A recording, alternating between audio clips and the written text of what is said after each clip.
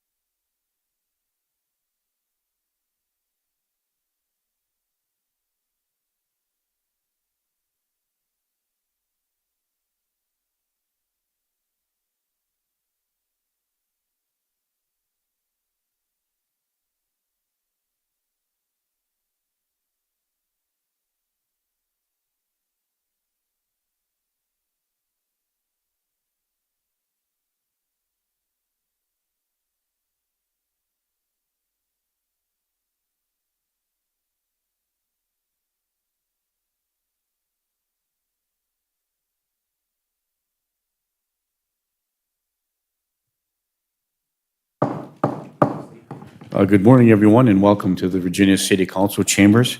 Thank you for everybody in the audience for showing up, and we have some individuals that was going to address the council today. Welcome to those of you who are listening at home. This is a regularly scheduled Committee of the Whole Working Session meeting. We'll call this meeting to order. Today's date is Tuesday, October 4th, 2022. The time is 9 a.m. We'll turn our agenda over to our City Administrator, Britt Seabanis. Britt? Thank you. First item on the agenda is Matt Reed from SCH, our engineer of record, to discuss change order number 4 for the 2021 street and infrastructure project, which the good news is a decrease. Morning, Matt. Morning. Yes, so for you to approve today, we have a change order for the street project, and it's actually in the amount of negative $15,204 or something like that. Similar to opportunities, or I should say happenings on projects where you start digging in the ground and find things that we don't expect that come back to the council, resulting in additional costs sometimes. This one was on the other side of that spectrum, where we found some better materials than we were expecting, and therefore we're able to not have to bring in clean material to replace it. So we were able to save a little bit of money, and that's what this is for. We actually had, if you remember, a change order last year for the same situation. This on the other streets that got done last year. So this is actually one of those change orders where I don't mind coming up here and letting you know that the city's going to save a little bit of money. So any other questions, I certainly can answer them for you. Yeah, thank you. Councilor Paulson? Thank you. I'll move to approve the change order decrease of $15,204. Councilor Paulson moves to approve the change order for deduct of $15,204 from the project. Is there support? I'll support, Mayor. Or whoever. Yeah, okay. Support by, we'll switch it around a little bit. Thank you. Support by Councilor Beyondich. Is there any further discussion? Hearing and seeing none, all those in favor signify by saying aye. Aye. Aye. Opposed? Motion carries. And I have one question for you, Matt, if I may. I did talk to you yesterday, and of course, met with the business owners on a number of occasions, as early as just before I talked to you about the Third Avenue project and, what they're moving forward with it, when they're going to start the bituminous. And you had indicated to me, unfortunately, there is a shortage of concrete. And so it's difficult, and that may delay the project a little bit longer potentially. Good news is all the concrete on Third Avenue is in. So we were able to, our contractor was able to work with the supplier and get enough concrete. So Third Avenue, the concrete is in. And last I had heard, we have a meeting tomorrow morning, I'll get another update, but last I had heard possibly even paving this week. Thank you. That was the original. Southern Drive, the concrete situation may come into play, but we aren't sure yet because they're not ready for concrete over there quite yet. So they're getting really close. So everybody, I know it's been a long, long summer, and everybody can just continue to please be patient a little bit longer. It's almost done. Thank you, Matt, very much. Appreciate that. You're welcome. Yeah, thanks for doing that for us. Okay, we had an addition on their appearances. Next item. Chief Mattson. Chief Mattson regarding the purchase of a vehicle for the police department. Morning, Chief. Good morning. I don't have such good news that Does the police department ever come to us with giving money back? we tried. You need money, right? Welcome. Earlier this year, we were for an SUV.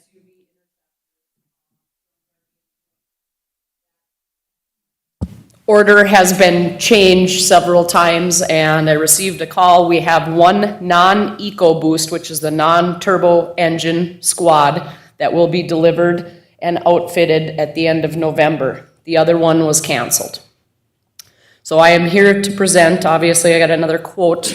There is an EcoBoost, a 2023 available that will be built end of November, here by the end of the year, as Ford is going to start production on their 2024s.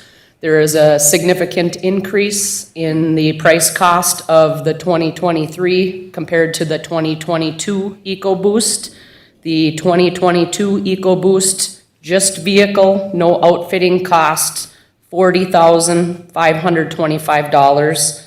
The new 2023 price of just the SUV EcoBoost without outfitting has increased to $45,344. So significant, $5,000, and obviously with the outfitting cost, I would presume $17,000 to $20,000 with the equipment that is needed in the vehicle. So I'm here today to ask permission with the increase, obviously, and the difficulty of trying to locate new vehicles due to the manufacturing and supply shortage. As I had stated when I first came up here, we are not ordering any cars in the 2023 calendar year, so I will skip that year, and then obviously year-end we'll order a 24 for the year 24. But there, like I said, there is a significant cost difference in the two from what I originally presented, being that the car was canceled for production, the 2022 model, so. So the difference is the $5,000 for the most part, increase in the cost of the base product. Well, yes and no. The outfitting costs too have also gone, because now we are looking at a new production, so I have to look at new cages. So I'm gonna be between originally, the 2022 that I had ordered with everything in the car outfitted, complete, $62,804. With the new estimated cage cost, I am probably looking at your $72,000, so roughly about $10,000 higher. Thank you. So we'll move around. I have a couple other questions, but they'll probably be answered as we go around. First, Councilor Beyondich, and then Councilor Beyondich. Thank you. And I guess it doesn't come as much of a surprise as we have been experiences with other equipment for the city. So is this increase, do you have any budgeted for that? I know when you spoke before, you were able to save money costs from the department to cover some of the cost. Do you still have that available, or is it something, and Sherry unfortunately isn't here to... I would say no. What we had estimated the last with the two 2022s, because I am also trading in a car, which dropped the one that is coming $12,000. So that offset, that car is still gonna be traded in. However, with the newer increase, no, I did not budget for the extra $10,000 to $20,000, give or take. Okay, thank you. Although you didn't budget for it, do you have money in your budget that you can glean from other unanticipated savings to accommodate the increased cost of both the base model price of the car and the increased cost of the equipment that has to be installed? Yes, currently we are at 22 of 25 employees, so obviously salary and benefits there, there's a little leeway. Okay, thank you. Councilor Paulson? Thank you, Mayor. Thank you, Chief, for bringing this. You need the vehicles, obviously. It's unfortunate that we're dealing with this increase in all departments for equipment and vehicles. My question to you, though, is when you originally stated, is it the 2022 that's the non-turbo model that will still be delivered? Is it, do you require a turbo model? And should we be addressing that issue as well? I would rather not, on the mechanical side, not go with the turbo model. Okay. Currently in Ford, and I won't get into the details there, but we have currently two and have had significant mechanical problems with them. This is all that is available for order due to another agency, for whatever reason, backing out. Otherwise, yes, we will be waiting a whole other calendar year to order that said second vehicle that was supposed to be So here. the vehicle that we're currently on schedule to receive is the preferred vehicle, and the one that we will be ordering is the only one that's available, the model? Correct. Okay, thank you. Okay, thank you, Councilor Paulson. Councilor Johnson? Mayor, I will move to authorize purchase of the new Squad 23 model with the outfitting. Councilor Johnson moved the request by Chief Messon to purchase another vehicle at the increased anticipated cost for both the base model and the onboard accessory equipment. Is there support? I'll support. Support by Counselor Barnzelli. Is there any further discussion? Anyone? Hearing, seeing none, all those in favor signify by saying aye. Aye. Aye. Opposed?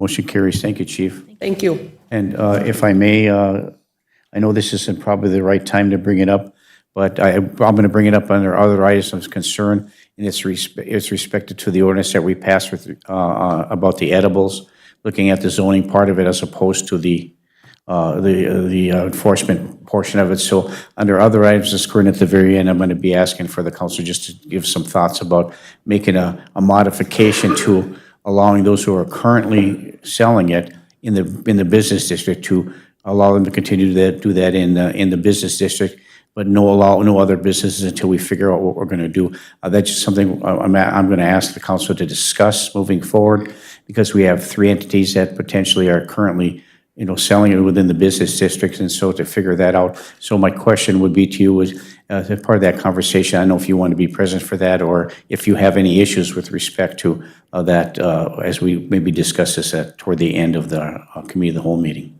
Absolutely, I would love to be part of the discussion. Obviously, the storage of the items in the current locations where they are, how accessible they are to the public or underage Correct. individuals. If carding is going on, I have some concerns there currently, but absolutely, I'd love to be a part of the conversation. Thank you. And the reason I bring it up is I've had discussion with other entities in the state of Minnesota, mayors, and they've made these similar ordinance, passing certain ordinance with the codicil that those are currently selling under the state law. There's some zoning issues, yada, yada, yada, and addresses those issues that you've just talked about today. So I appreciate that if we can call you back. Absolutely. Thank you. Thank you. Appreciate it. Thank you, Britt. The next item is review the independent contractor contracts and job descriptions for the 2022-2023 figure skating season. Brian, our Park and Rec Director, once again, good morning. Good morning. In your packet, you will see that there are several pages of the figure skating contracts for our independent contractors. Remember, these are not city employees, they are independent contractors. We hire the independent contractors to essentially run the program for us, as figure skating is requires a special skill set that not everybody has. So we are looking for council approval of the independent contractor contracts for this upcoming year. Councilor Paulson first, then we'll go around the room, Councilor Prelieb, and then over on the other side to Councilor Johnson. Councilor Paulson. Thank you, Mayor. Brian, I just have one question. Is this contract pretty much the same as last year's contract? It is very similar to last year's with Could some. you point out the differences? Britt, can you assist me on some of the differences? I know the monthly stipend is a little bit more. Our figure skating program has tremendously grown in the past year. And so we are looking at adding a couple of additional coaches also, or seeking out some additional coaches. Are there any other? So the wages changed, and then on the actual independent contractor agreement, we had a disparagement clause, that there is no disparagement, and we're just adding that into all of our agreements. Okay, so it's basically the same with just some increase in the number of positions maybe that would be needed, and as well as an increase in is it the hourly? The monthly stipend. The monthly Monthly stipend. stipend, yeah. Okay, thank you for that clarification. We had a great discussion with them last week. They had 90 kids in the Learn to Skate program, which is the biggest it's been in years. But that's a lot of kids, and that's going to require us to have a couple more people to help out, because that's a lot of kids. Hey, thank you. Councilor Johnson. My question is about in each of the 3 director, it says instruct 3 hours of group classes per week. Should there be something that says at least, in case you just started talking about the program's growing? Yeah. My concern is someone might come back and go, well, we only have 3 hours to do this. I would like to see us put at least, because that allows for growth and other discussion. Absolutely, and it also depends on ice availability. Right, exactly. So other than that, I think they look good. If, then is the next step to bring these back to the three coaches? They have seen them. When we Okay. met last week, we had a very good discussion about these, and this is what we came with. So then we can move these to the council meeting? Correct. With any changes for formal? Correct. Their existing contracts expired on September 30th, Okay. but they trust us that they are working these 4 days without a contract. Okay. So I will move the three contracts and the wages for the assistant coaches and student coaches with the change of at least in the 3 hours portion. Okay, moved by Counselor Johnson. Is there support? Support from Counselor Freely. Any further discussion? I just have one, and if I may, before I go to Counselor Beyondich. So the participants in the figure skating program, they pay a certain fee, is that correct? That is correct. And that fee goes to who? That fee goes to the city of Virginia. And so the city of Virginia collects these fees, and as you indicated earlier, there's a significant increase in the program, so our fees increase. So and my understanding is, and I'm assuming, asking for your validation, that the money that's collected from these fees will certainly offset the costs associated with the new contract increases. Is that correct? Absolutely. The fees that the participants pay not only cover the city's cost for providing instructors, but also for some supplies that are needed. And we have built in there a ice time fee, so that essentially our figure skating program and our youth hockey programs are paying similar hour rates for ice availability. And so this is a one-year contract, is that correct? That is correct. Thank you. Counselor Beyondich. Thank you, and I'm kind of veering off here. Did we ever set a meeting with other groups to be using the fitness rooms? Okay, I just had one reach out, so I think we need to set that. And that's what, when I looked at these, I thought, is this something that can be worked into that, or is that something that's totally different? Absolutely. It's a great model. We can definitely work into that, too.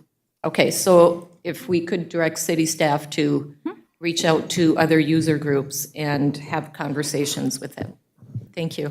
Okay, let's vote on this motion first, and then we'll go back to Counselor Beyondich's motion to direct staff. So it's been moved and supported to approve the contracts for the skating coaches for the following calendar year. Is there any further discussion?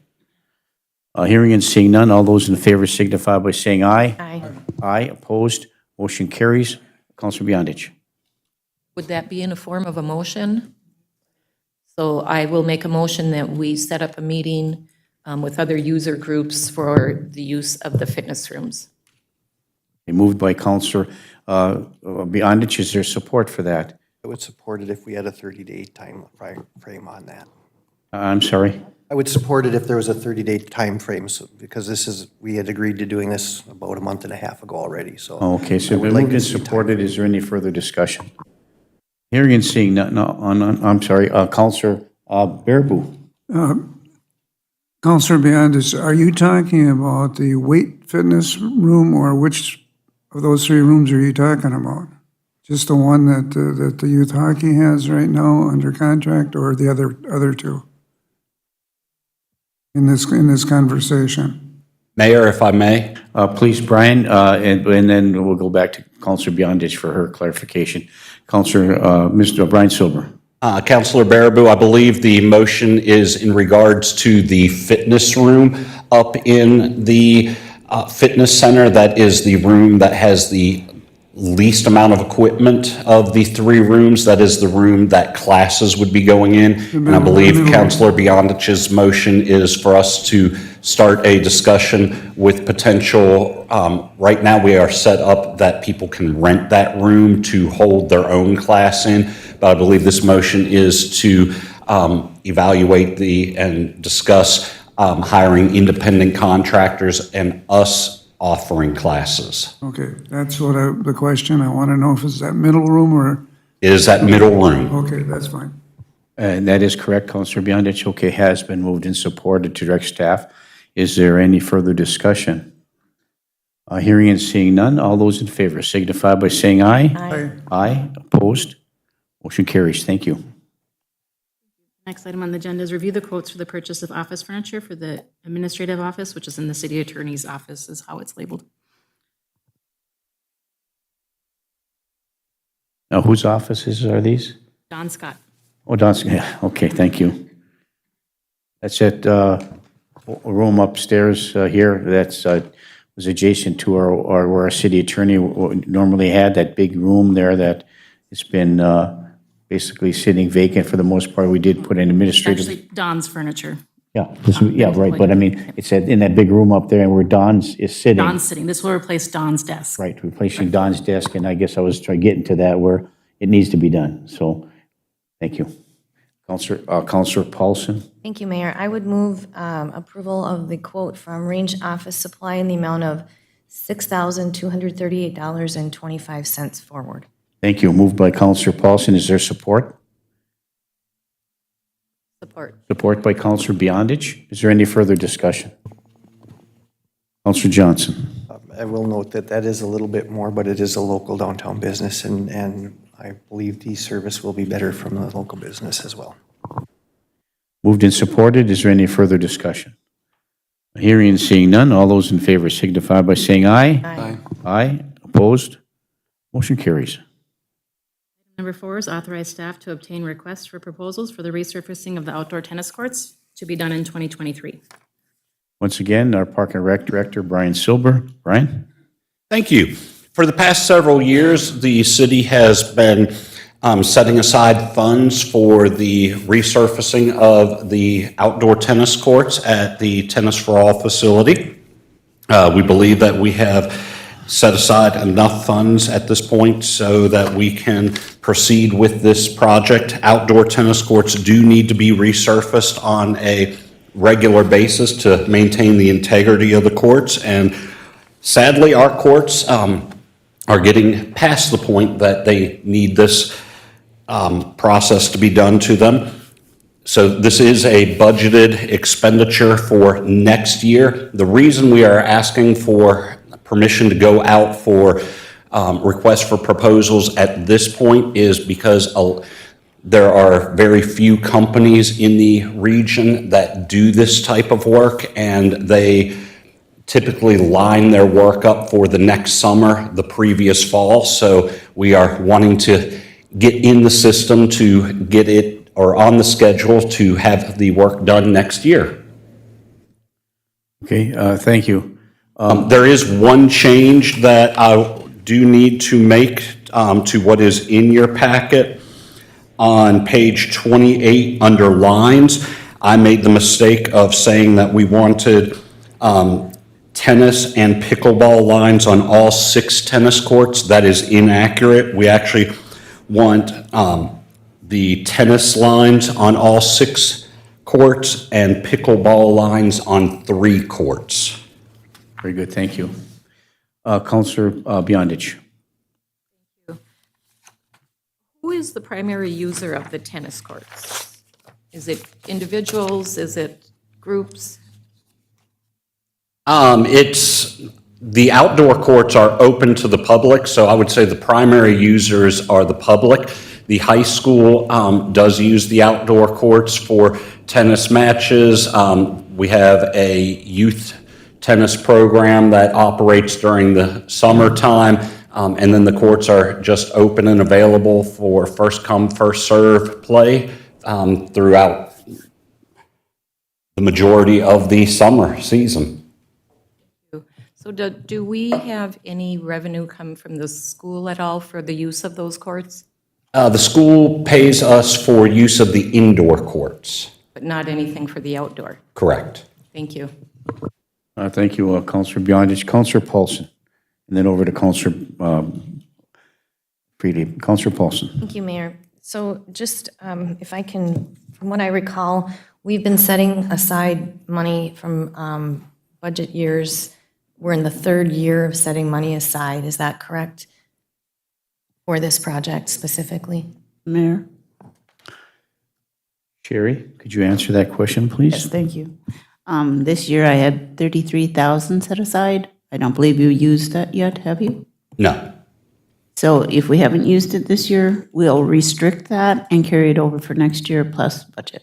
Okay, so from a prior meeting, what I recall us having a conversation about when I kind of asked, I think for our next year plan, budget cycle, I thought there were 3 years that we had set dollars aside, so it would have been, 21, 22, and 23, correct. Correct. okay, Also, don't confuse that with the library carpet. We did the same thing. okay, so I guess what I'm trying to get at is what could we possibly foresee an overall cost being, and have we set aside and budgeted accordingly to what we possibly would think would be that lump sum when we get these bids in? Yes. So just to finish, 21, 22, 23, but we also discussed in 24 setting aside dollars for our 24 budget. Isn't that correct as well?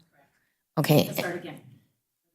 Okay, so we've already budgeted, we should have that money Yes. set aside, and then we will get the bids for 20, I guess it would be in the year 24 to resurface. Or excuse me, in the year 23 to resurface. But in the year 23 budget, that starts the cycle of saving. That's the last year of the 23 budget. Okay. Of this 3-year that we were holding. And then 24, we're starting for the indoor courts, we're starting to put money aside. Okay. In that same process. I just was trying to understand the cycle, and then the overall question that I had is, the monies that we have set aside and collected over those budgetary years, would you assume that that will be approximately the dollar value from the request for proposals that we receive? That is our hope and our assumption that we have set aside the appropriate amount.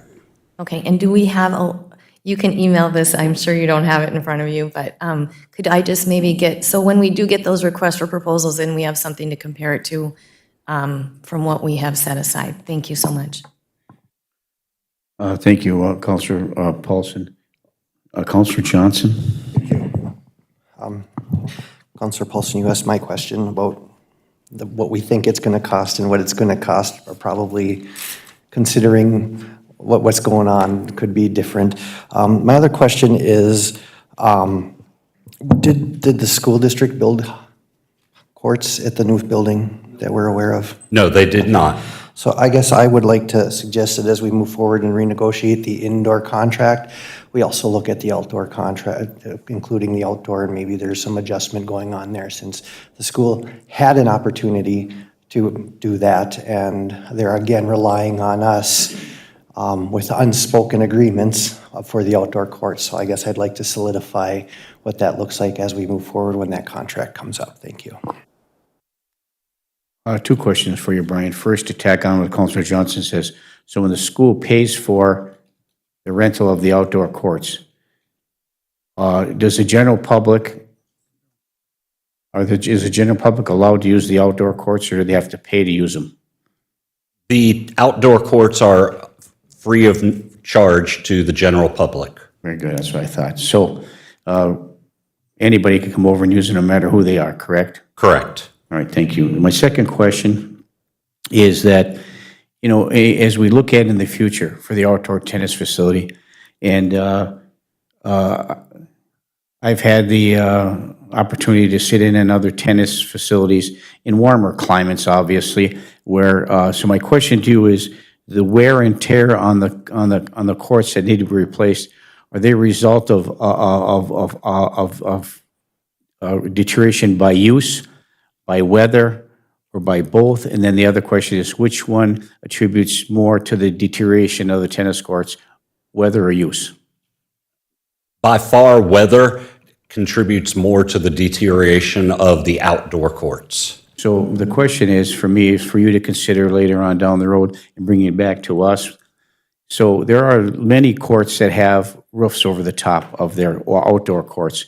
It's open, but, you know, they've got those little, like,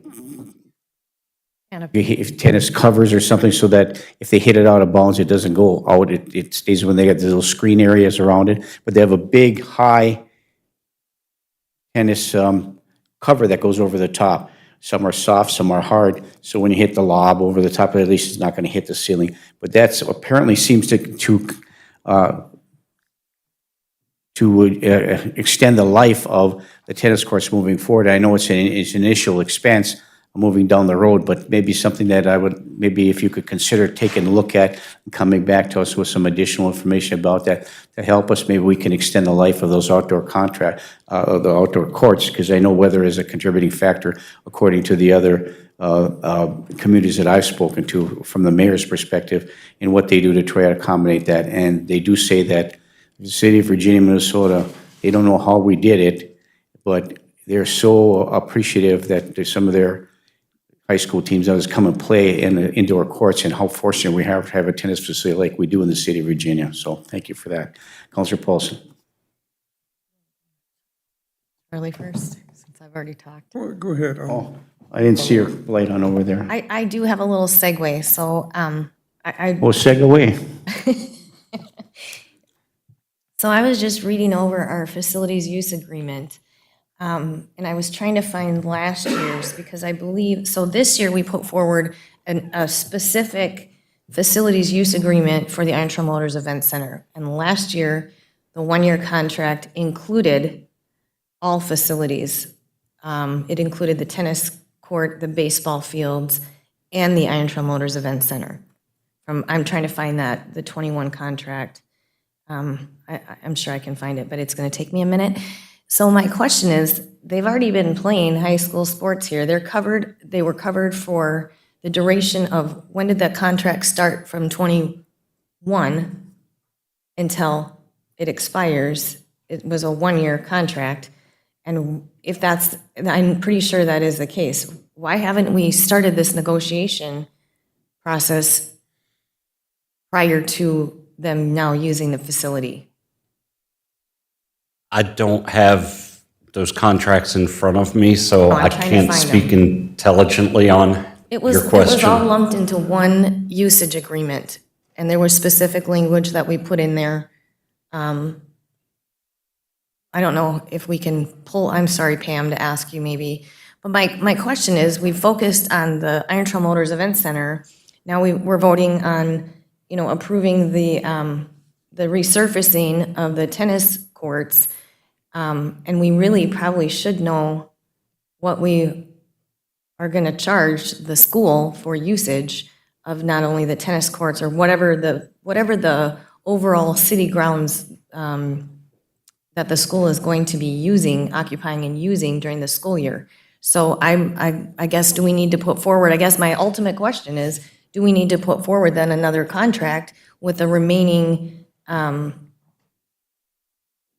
whether it's a tennis for all, or I think they're still using our baseball fields, I'm not sure. I know flag football is using the, That's a youth that's a program. youth program, okay. And what I would recommend at this point I know we need is- to vote on one thing, but one thing is make a also separate little bit motion of- to instruct staff to evaluate the current school lease for all facility programs and either report back to the council or begin negotiations for facility use agreements. Well, and I'd also like, they're already playing tennis at the Tennis for All building, so if we're out of contract, that's a little concerning to They'd be me. charged the hourly rate, like any other person that wanted to use it. Right, and I understand the hourly rate, but also you've got like insurance. If we don't have a contract with them and someone gets injured, we need to have a contract with the school. So, Councilor I Paulson? know we need to vote on one thing and one But thing we is don't have, separate. we don't have a motion yet for the resurfacing. But if I may, if we could just, if Absolutely. we could act on this and then move on to your Absolutely. motion before. So looking for action with respect to the authorizing staff to obtain quotes, request for proposals for the resurfacing of the outdoor tennis court for 2023. Moved by Councilor Frieda. Is there support? Support by Councilor Johnson. Further discussion? Councilor Baraboo? I'm concerned with the inflation and stuff, Brian, that we need to build in more into this contingency fund for resurfacing than we have built in already into this, because otherwise we'll be coming back for a change order again down the road on this resurfacing. Sherry, can we or can we build in more? Because everything we've seen this year for costs of contracts and other things, other than the one that Matt brought to us today, has all been over cost that we had initially approved with change orders. I want to make sure there's enough money to do this in the end. Now, we have some things we got to think about too. When we start looking at these contracts, and that'll come up when Julie Ann comes up with her stuff, I'll have a question on that too. But are we going to have enough in our contingency fund? We're seeing so many cost overruns right now and change orders, and some are very significant. Just take a look at the police car, what we just approved, how much that's going to be, $20,000 more overall. We got to have enough money if we're going to leave, and we can't change our levy right now because we approved the 4.5. We can't go up, but we can go down. So I was hoping we could go down by the end of the year on the levy, but I don't think we're going to be able to have enough money to cover these cost overruns that we're getting our change orders. That's my question. Where are we going to find the extra? I don't expect the surface on that to stay where we projected to begin. I expect it to be up because all the bituminous, all the other things, and those products have all gone up. Everything, even the paint to put on those things has gone up. That's my concern. Okay, there's a motions on the floor. The motion on the floor is to authorize staff to obtain requests for proposals for the resurfacing of the outdoor tennis court. Only to get proposals, not to spend the money, not to do anything, but just get out there and get the requests for proposals. So that's what's on the floor right now. Is there a motion in support for that? There is a motion in support. Is there any further discussion for that portion of it? Hearing and seeing none, all those in favor signify by saying aye. Aye. Aye, opposed, motion carries. On an ancillary tangent approach, Councilor Paulson, you had some additional motion you'd like to make with respect to the tennis. Matt, Pam, go ahead. Thank you, Mayor. So I did email the last facilities agreement, and it looks like the total was $23,000, which included the tennis for all for the year, so, and the softball fields. Okay, thank you. All right, so Councilor Paulson. Okay, thank you. I'm just opened up what Pam sent. It states, Section 3 consideration, school district agrees to pay the city during the term of the facilities use agreement as follows. They specify one amount for the Iron Trail Motors Event Center, Quad City Tennis for all building, golf course, baseball and softball fields, Field of Dreams and tennis courts shall be $23,000. So at this point, I don't know what the school district is actually using that are Virginia city-owned and operated facilities or fields. So I don't know if we should just direct staff to enter into discussions with the school district. But I don't want to get into this quagmire again. So I guess I'm open to suggestions before making a motion. I think that it appears that the contract, again, was late last year. It was on the 23rd of November, which is pretty much after the season was done. So I'm not sure when we should be entering into these contracts if they're currently using facilities that the city owns. I agree, I understand it'll be carried over and billed and they're going to be paying for it. But I believe that we should be being responsible in making sure we have contracts in place prior to the school district utilizing any of our facilities. But I think we need to find out which facilities the school district is actually going to be utilizing. So I think that would be the number one thing that we need to find out. What are they going to be utilizing? And then how much accordingly they should be charged. So before I make a motion, I don't know if anyone wants to give any input on that. But otherwise, my motion would be to direct city staff to start those discussions. Thank you.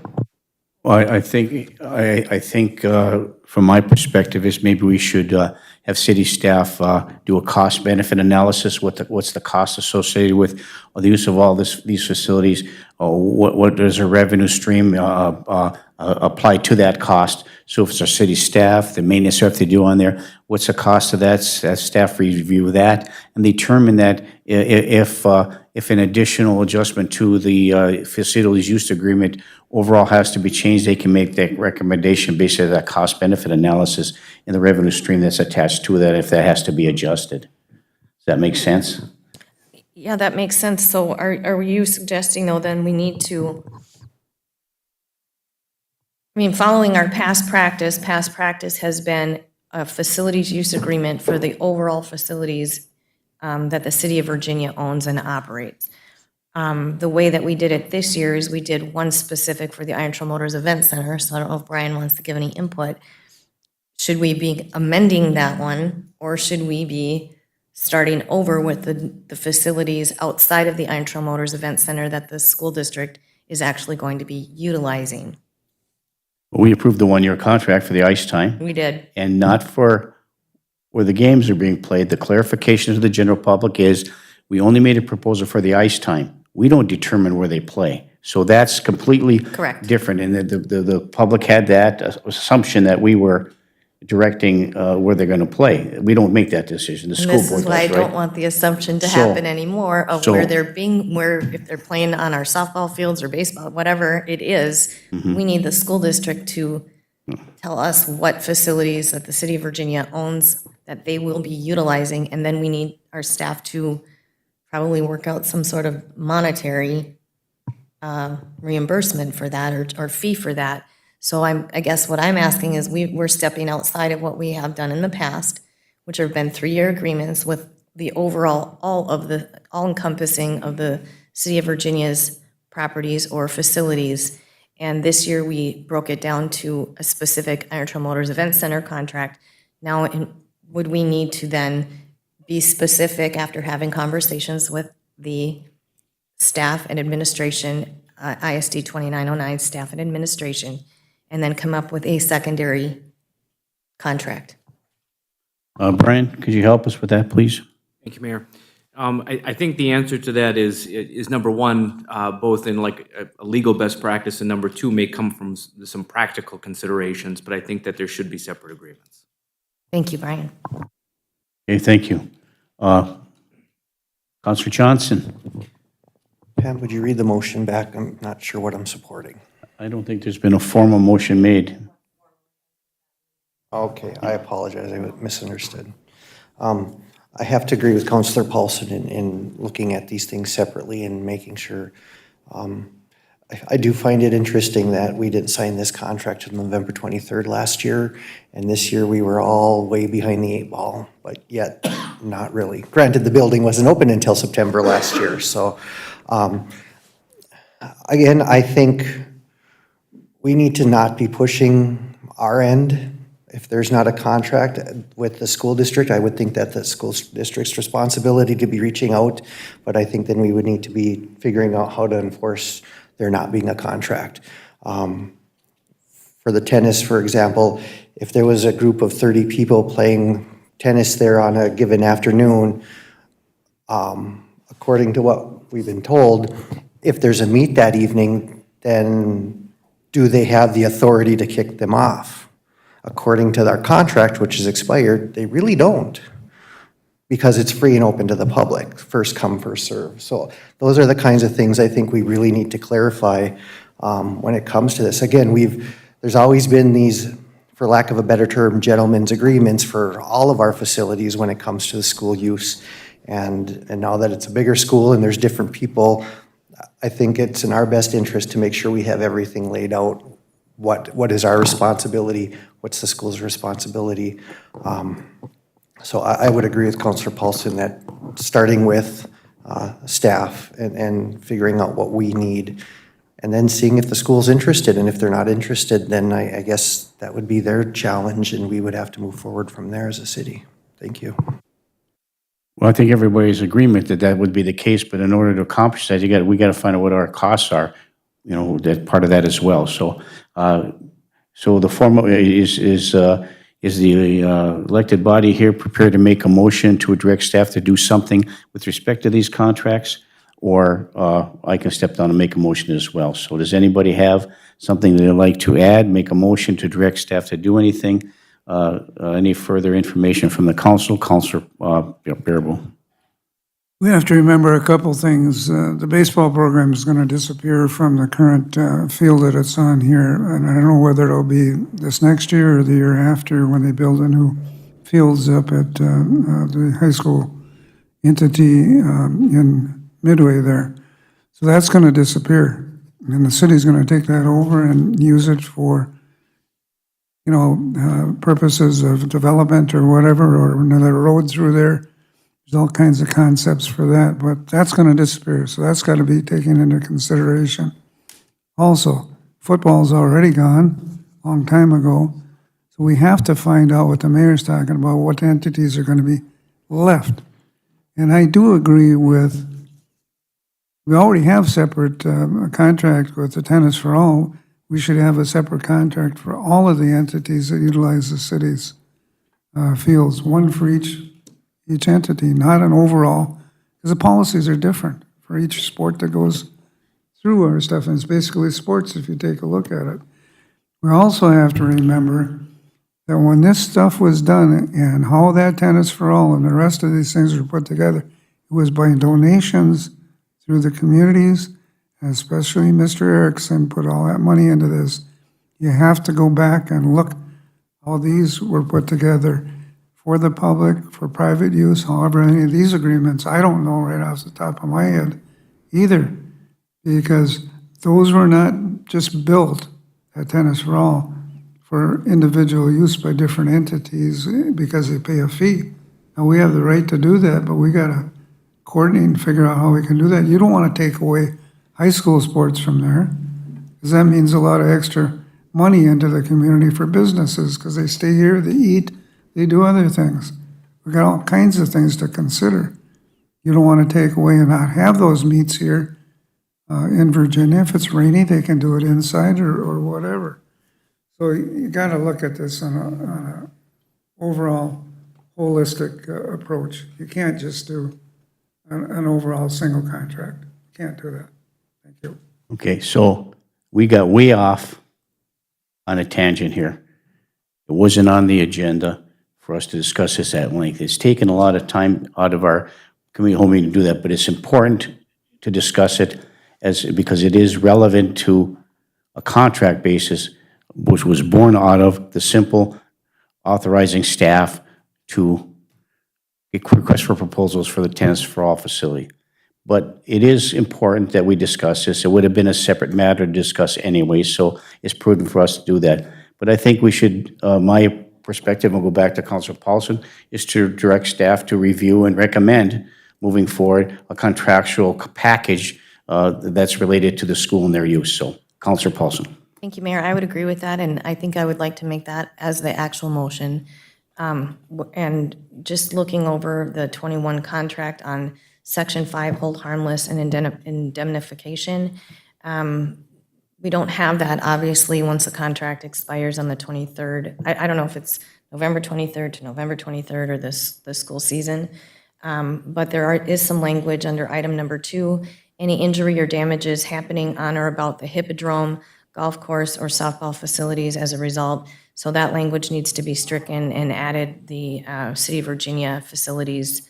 I don't know if this was just a copy-paste issue, but that would be my motion to have our city staff work with the Independent Schools District 2909 on a facilities use agreement with the other, I guess, locations that the school will be using city facilities, as well as, Mayor, I would like to add if we could get some costs from our city staff on what it would cost this year for operation. Thank you.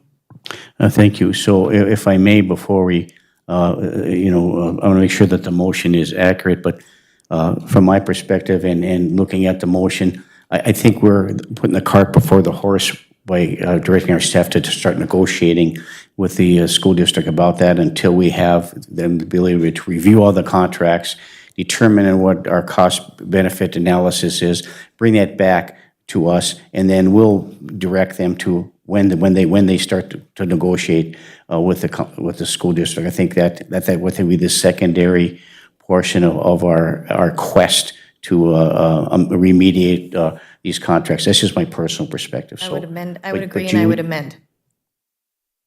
Okay, so the motion is, if I may, is it to direct staff to review and recommend to the city council reviewing the facilities use agreements in all these areas and come back with a recommendation and a cost benefits analysis of where we're going to go so we can make a decision how we want to move forward with any negotiations that will come with Rock Ridge 2909. That is correct. Thank you, Mayor. Okay, does that make sense? Okay, is there support for that? Support by Councilor Freely. Further discussion? Councilor Baraboo. Yeah, we can't forget it can't be just 2909. We rent out that facility to other school districts and colleges and stuff too when there's inclement weather. Remember that, Mayor? That's been done right along where we bill them for the hourly rate. We need to include that somehow as a separate entity contract That would be too. part of the review and recommendation by staff on how that facility is But we used. don't want to forget that because we do that throughout the year, especially in the spring. Right, I don't think Weather's that's the always intent to do that, Counselor. I think it is the intent to the entire field is used, but I think the primary motion here is because we have a contract with 2909 for a variety of uses, our facilities, not just attendance for all, but all the facilities, to take a look at that as well. So that's the motion on the floor in support. Is there any further discussion? Hearing and seeing none, all those in favor signify by saying aye. Aye. Aye, opposed, motion carries. Thank you, everybody. Britt? Thank you. Since Brian's still here, if we could move up item number 7, Brian Silver, Parks and Recreation Director, requesting permission to apply for and accept funds from the Virginia Community Foundation. Thank you. And Brian, as you come forward, we did have a meeting yesterday with the Community Foundation, and please, you can maybe give us a synopsis of that meeting. I think Counselor Beyondich and I were there, so. Yes, little background information. Several years ago, we worked with our engineer of record, SEH, to put together a plan to redo the entrances to Olcott Park. We had wanting to redo the 9th Street and the 9th Avenue entrances. At this point, Brewfest Committee from the past 2 Brewfests have raised significant amounts of funds, and it is their intention to reinvest the money that they have earned through the Olcott Park Brewfest back into Olcott Park. They would like to assist in the funding of the northern entrance to Olcott Park. That is the entrance right across from Essentia Hospital. So we are still short on the funds that it would take to reproduce 2 historic-looking pillars, similar to the other style of pillars that are on the north side of Olcott Park, widen the entrance to allow for 2-way traffic. So the funds that Brewfest has will not cover that entire project. So we had a meeting with the Virginia Community Foundation, who does have some grant funds available.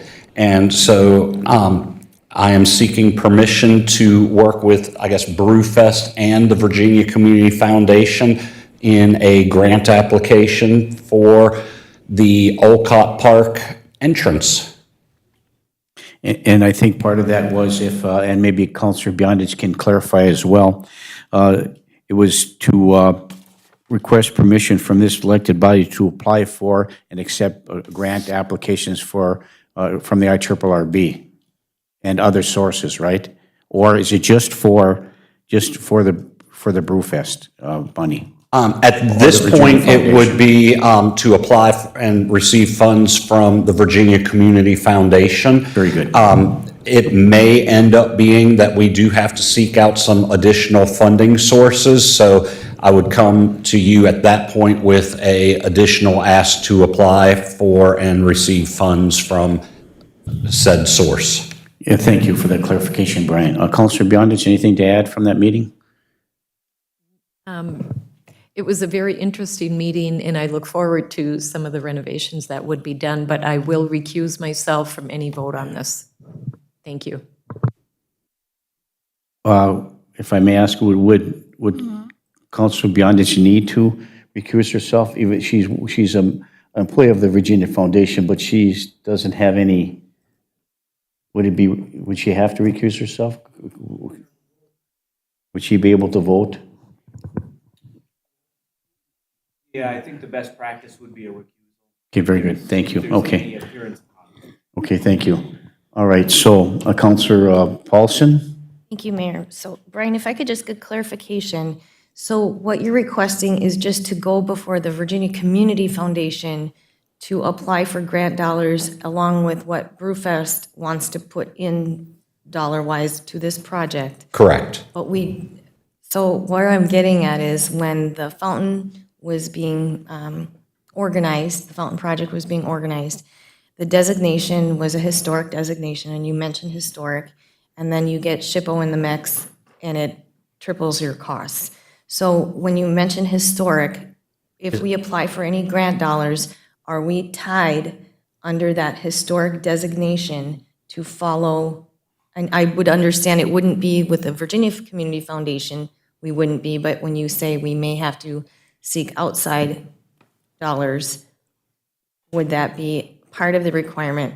We are not doing anything historic other than reproducing some historic style pillars. So Okay, they've never been there in the past. There's nothing historic other than the fact that we're trying to mirror the look, the architectural look that is currently there. very good. Thank you for that clarification. Okay, thank you, Brian. So looking for council action for a motion moving forward with this, Councilor Johnson. Thank you, Mayor. I like the idea. I kind of where you are at because of where it is and what it is. Will the foundation money or Brewfest pay for those pre-building studies where, yes, we can put it here, yes, it's safe, yes, the entrance and exit is legitimate, or is that money that needs to come from us? SEH has already looked at the entrance and everything, and so that has been done. From a safety point of view? Yes.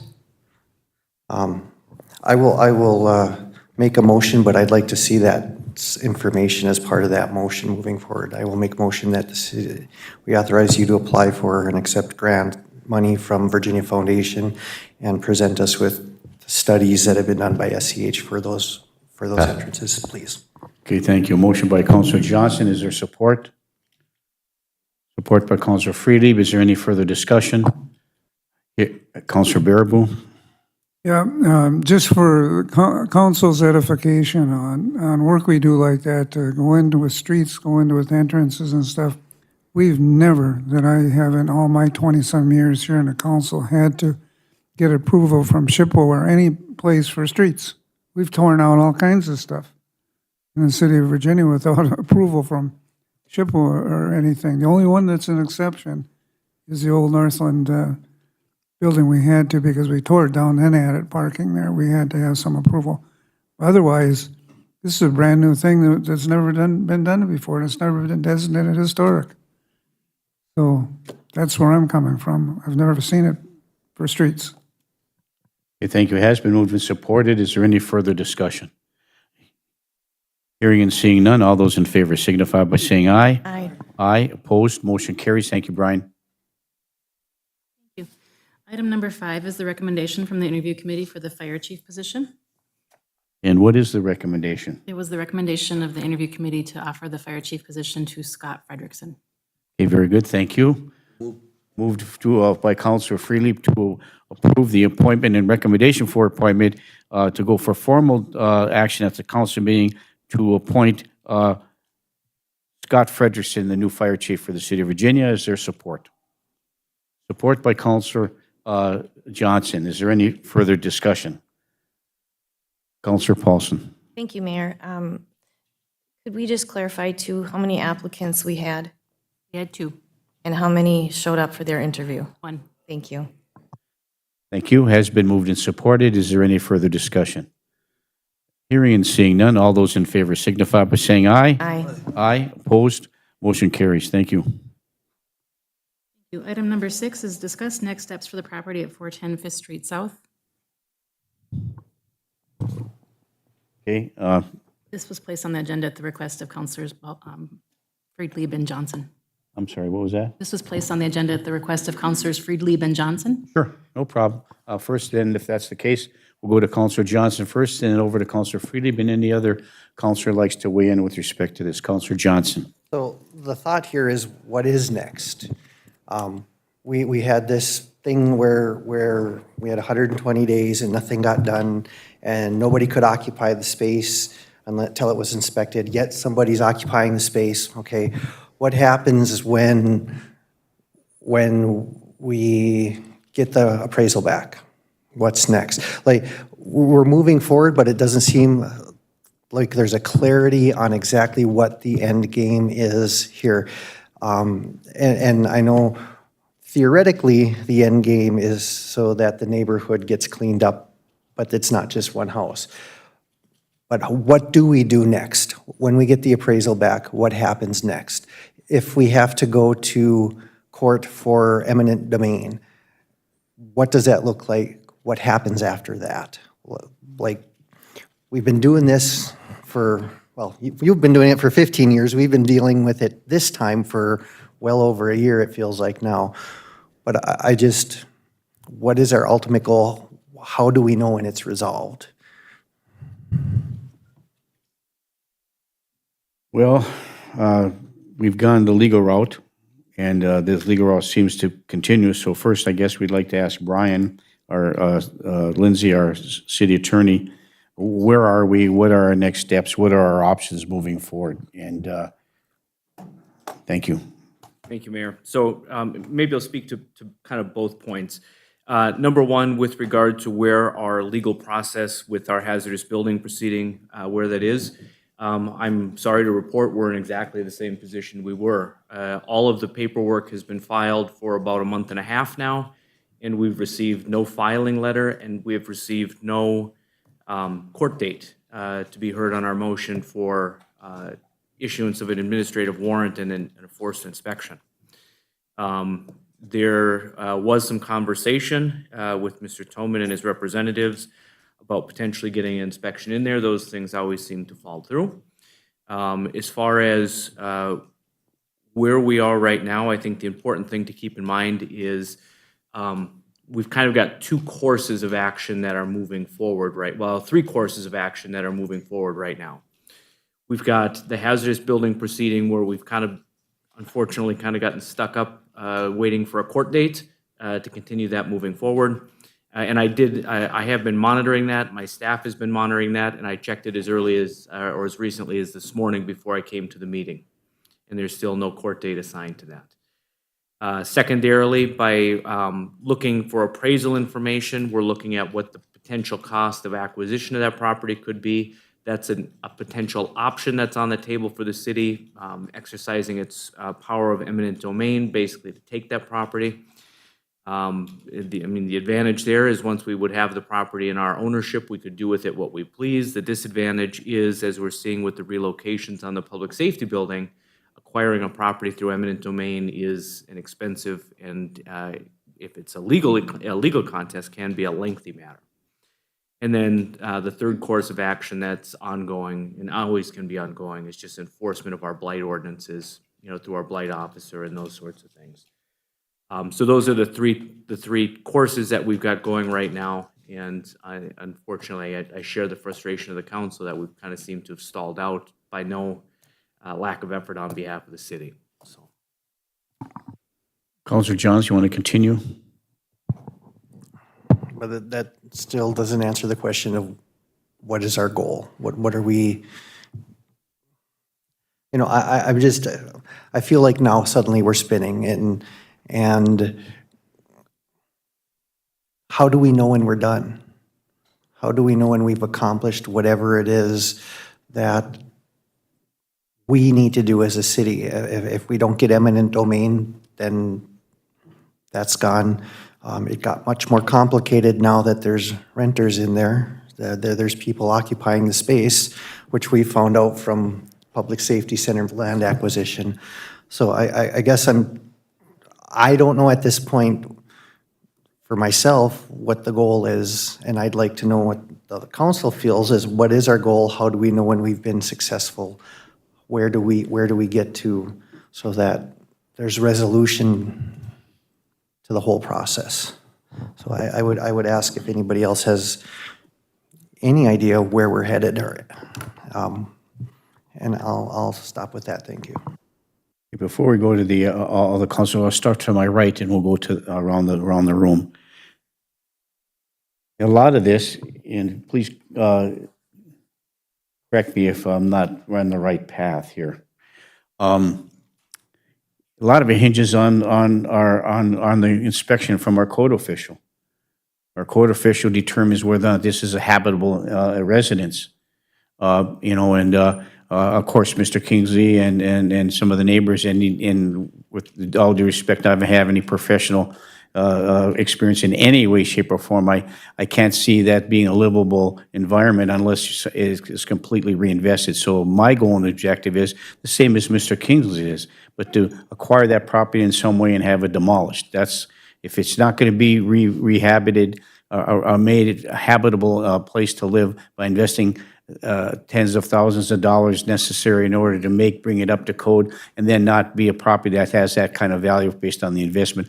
You know, it has to be some kind of a way in which to us to completely, there's been no action by Mr. Tolman with respect to making basically any improvements that are measurable in that regard. So, and with that garage apartment being occupied, I'm very concerned about that as well.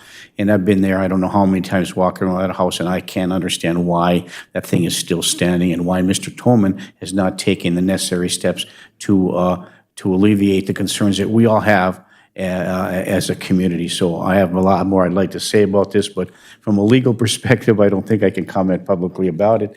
So I'll move from my right to my left, from my left to my right. First, Councillor Paulson, and then we'll move around the room. Councillor Paulson. Thank you, Mayor. So I've got a bunch of questions. A couple of them are legal related. Can anyone occupy either the addresses 410 and 412 without the inspection process being completed? Because it was my understanding that in order for both of those addresses to be habitable, they needed to bring it up to the standard that was given to them and directed by our code official. So I want to know the legal question: can anybody be residing in either one of those addresses without this process being completed? That's the first question. Go ahead. Thank you. Thank you. So the answer to that question is not as simple as I wish it were. So the answer to the question is we haven't got our rental ordinance in place yet. And theoretically, the titles to the property are bound up with a lis pendens that's been filed in the court action. Say that again. There's a lis pendens in place, which is a cloud on title, which prevents the property from being sold. As far as placing tenants in the property, we don't have, unless we can go in and say this property is condemned or is not fit for human habitation, which isn't a designation that's been given to the properties yet, we can't prevent him from putting a tenant in there, but he does it at his own risk, because eventually the city's going to be able to come through and inspect, and if it's found not to be fit for habitation, then the landlord is responsible for the cost of rehousing or providing alternate residence for a tenant until such time as the apartment is up to snuff and up to code. Okay, so that leads me to the question, though. When our code officials went in there along with the fire marshal, it was determined that X, Y, and Z, these things needed to be remedied in order for it to be habitable. Now, those things still have not been remedied. How can the property owner legally house a tenant in either one of those addresses unless and until those items have been remedied? And it would be up to our code official to inspect, to state yes to the court or to whomever, yes, those things have been remedied, therefore this property is habitable. So, and where I'm going with this is I would like to issue a cease and desist for anybody habitating either one of those addresses. And I would like to know if we have a code official, and I understand our rental code ordinance is not in effect, but this isn't part of our rental code ordinance. Well, it will be, but this specific action that was taken was address specific, and it was taken legally through the channels that the city has. We have done the entire legal process properly. Now, can we, as a city of Virginia, order a cease and desist because the property owner is not in compliance of our original code officials? I don't even want to say it was a recommendation, it was a requirement. So I'd like to find out legally if we can do a cease and desist. If so, I would like to make that as a motion. Otherwise, like Counselor Johnson stated, we're going to be in the same situation as in the Public Safety Center, where the city then, if we do go forward with eminent domain, that it would be on the city's dime to relocate the tenant. So I would like an immediate remedy of a cease and desist to stop the landowner, the land property owner, from being able to rent that facility or rent either one of those property addresses unless and until the inspection is passed. And I believe that was a requirement, not a recommendation. Brian, did you find any more backup information that you were looking for? Thank you. Yeah, and I'm looking back to the inspections that we had done and just trying to refresh my recollection. And was it deemed, you used the word hazardous. So if there is the term hazardous in that inspection, I do not legally, I'm not an attorney, Brian, but I don't know how legally then a property owner can rent either address if it has been deemed hazardous. So when we, Mayor, if I may? Brian? So when we look at the inspection reports, as it goes to the 512 Fifth Street, which I understand is the garage apartment. 412, right? I'm sorry, 412. 410, 412, yep. So 412, basically the primary inspection report indicates that there was some freshly painted walls. So the primary indication was that there was some handrails that needed to be replaced and that the bathroom sink and toilet had been removed. Obviously, you can't have people residing in a residence or in a unit unless you've got facilities for them to use.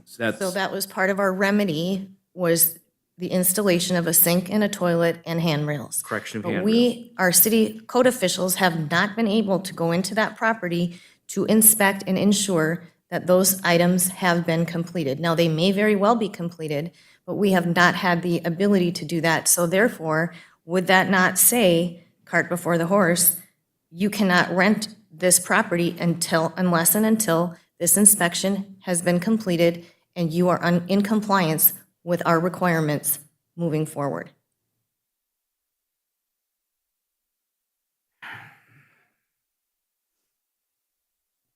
While you're thinking, put that thought together, this is why we need the rental code ordinance. I agree with you wholeheartedly. So Where I'm going yeah. with this is that Right. this is a specific case. The city has gone through the entire gambit in terms of how to remedy this situation.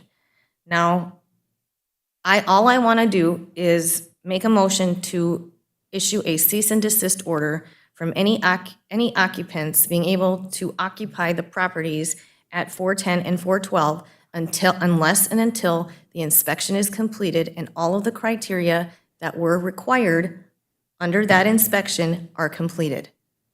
Well, I think we all agree with that motion moving forward. Is that a motion that can be legally binding? That is what I'm asking.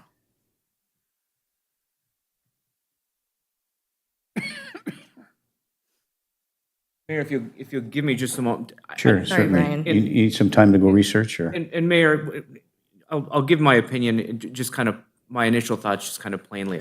I would like to, Counselor, be able to say, yes, the cease and desist letter is exactly appropriate, but I think, in my opinion, I think that cease and desist order or letter will complicate things fairly drastically.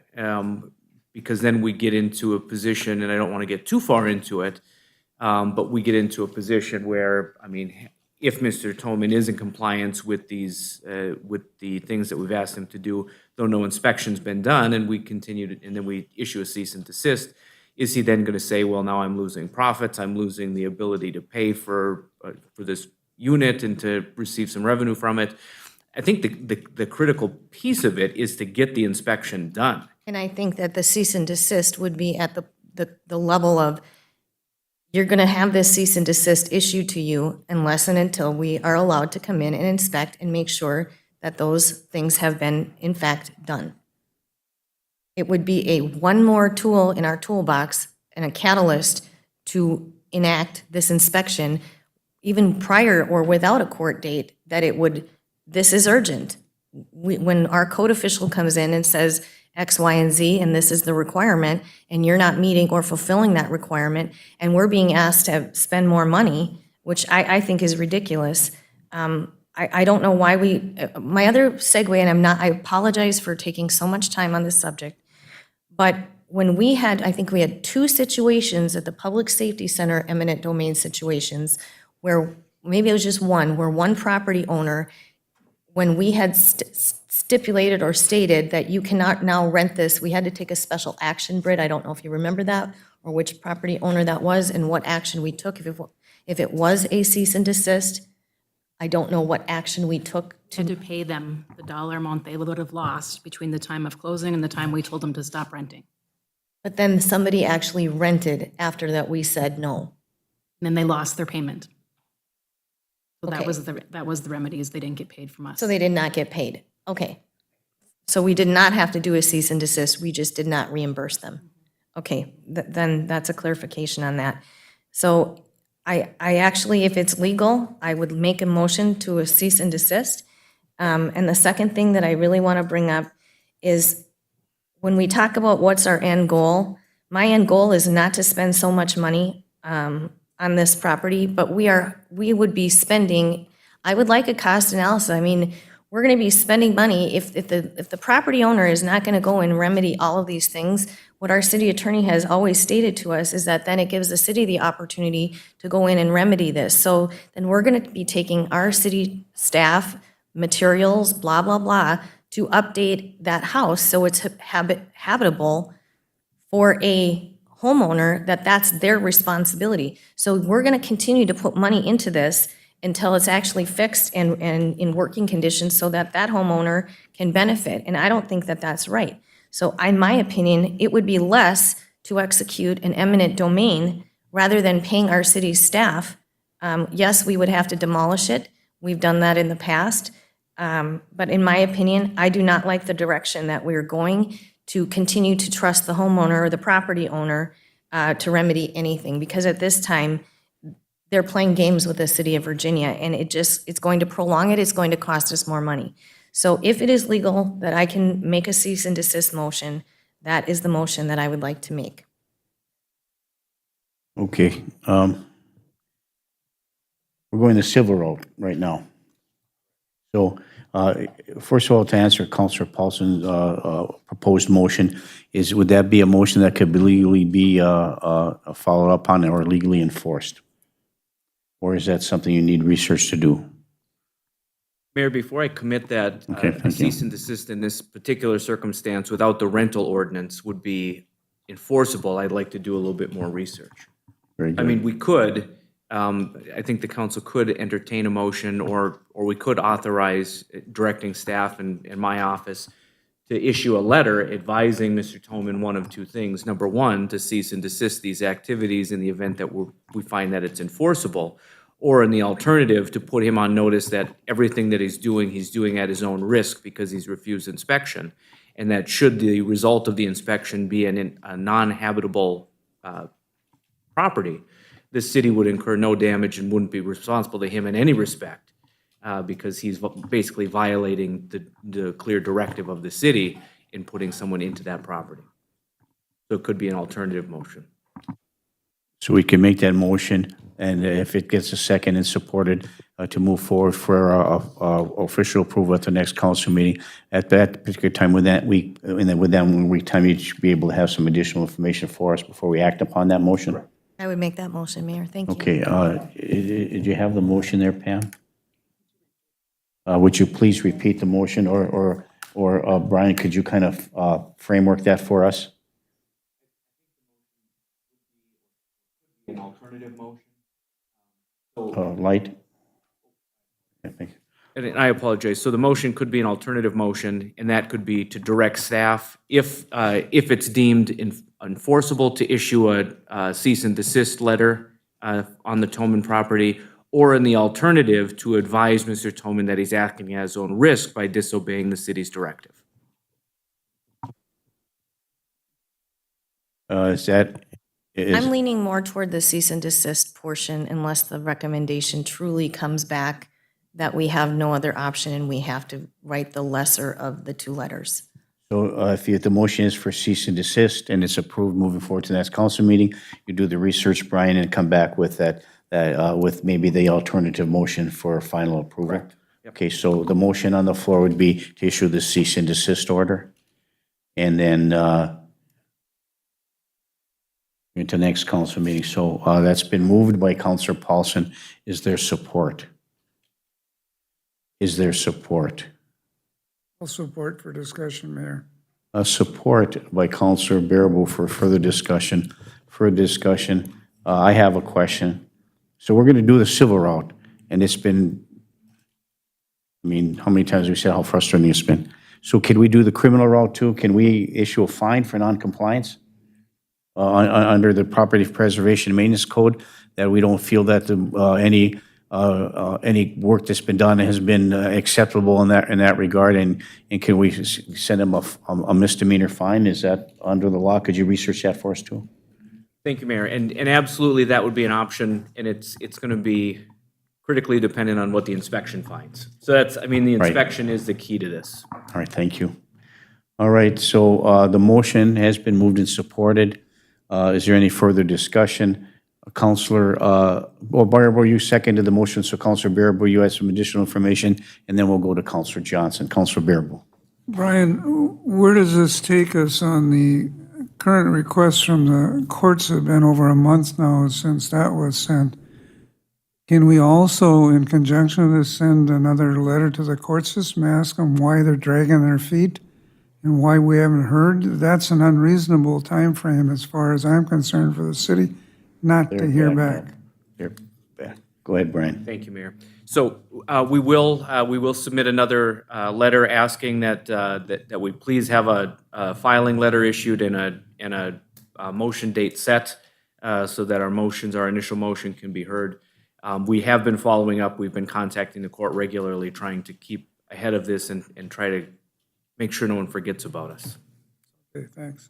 That was a little of an aside, Mayor, but I still agree with the motion that's on the floor. Okay, thank you. Okay, the motion has been moved and supported. Further discussion, Councilor Johnson. I guess I'm not comfortable with directing staff to do a cease and desist. I'd be more comfortable with if the motion was to investigate both avenues and see which one is more viable. I'm concerned that the discussion is not necessarily going to be captured. It never is in the minutes because you can't write everything down. You just can't. But I would prefer if it was a parallel path. And I know there's so many parallels here where it could be in a different universe at this point, but I'm just not comfortable issuing a cease and desist motion, not knowing if it's even valid or not at this time. I would prefer if we were just investigating both. So I'm not going to support the motion as it is worded, issuing the cease and desist. Yeah, thank you, Councilor Johnson. I just real quickly, it has been moved and supported. might as well give it a shot. If it's legal, maybe we'll decide at the council meeting if we're going to move forward with that, because that's be the final approval, or if there's an alternative method in which to alleviate this issue. This is, that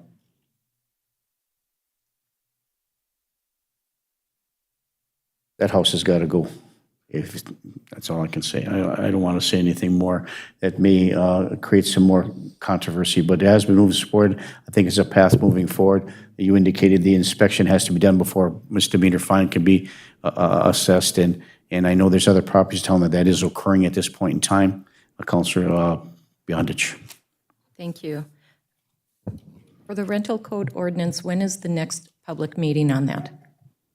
I believe that Zoning is still working. They met last night to discuss the rental ordinance, and they're still working on a final draft. And when would that be coming forward to the council to approve? I have not read the minutes from the planning and zoning meeting last night yet, so I do not know.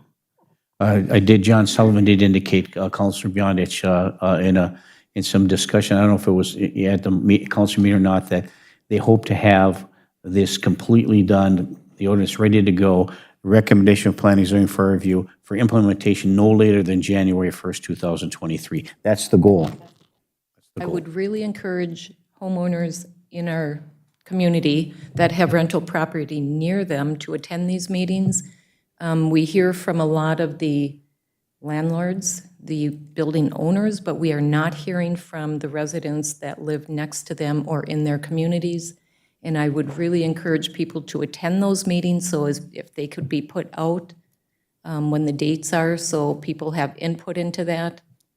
But I think it's important for our community to have input, so we don't keep running into this same issue. Thank you. Yeah, thank you. So it has been moved and supported. Further discussion first from Councilor Freely, but then I'd like to hear if Mr. Kingsley would like to speak as well. Councilor Freely. Certainly not seeking to rise like some bleeding heart liberal, but you got to take into account that there's a desperate group of 4 people that have found somewhere to live, and 2 of them are young children, to my understanding. So there's a couple with 2 young children living there, and obviously are desperate to find somewhere to live because they've agreed to live there. Unbeknownst to us, they may have had some kind of an agreement with Mr. Toman to take care of some of those things that needed to be taken care of to make it more inhabitable for them as a family. I don't know that. I would hope that that's the case. I don't know, Mr. Kingsley, if you've noticed anything being improved upon in the yard or anywhere else visually, but we don't know from the inside. But that's my concern. If we cease and desist, you're going to displace a family of 4, and where are they going to go? And would those costs that would be incurred for that displacement be placed on the backs of the city?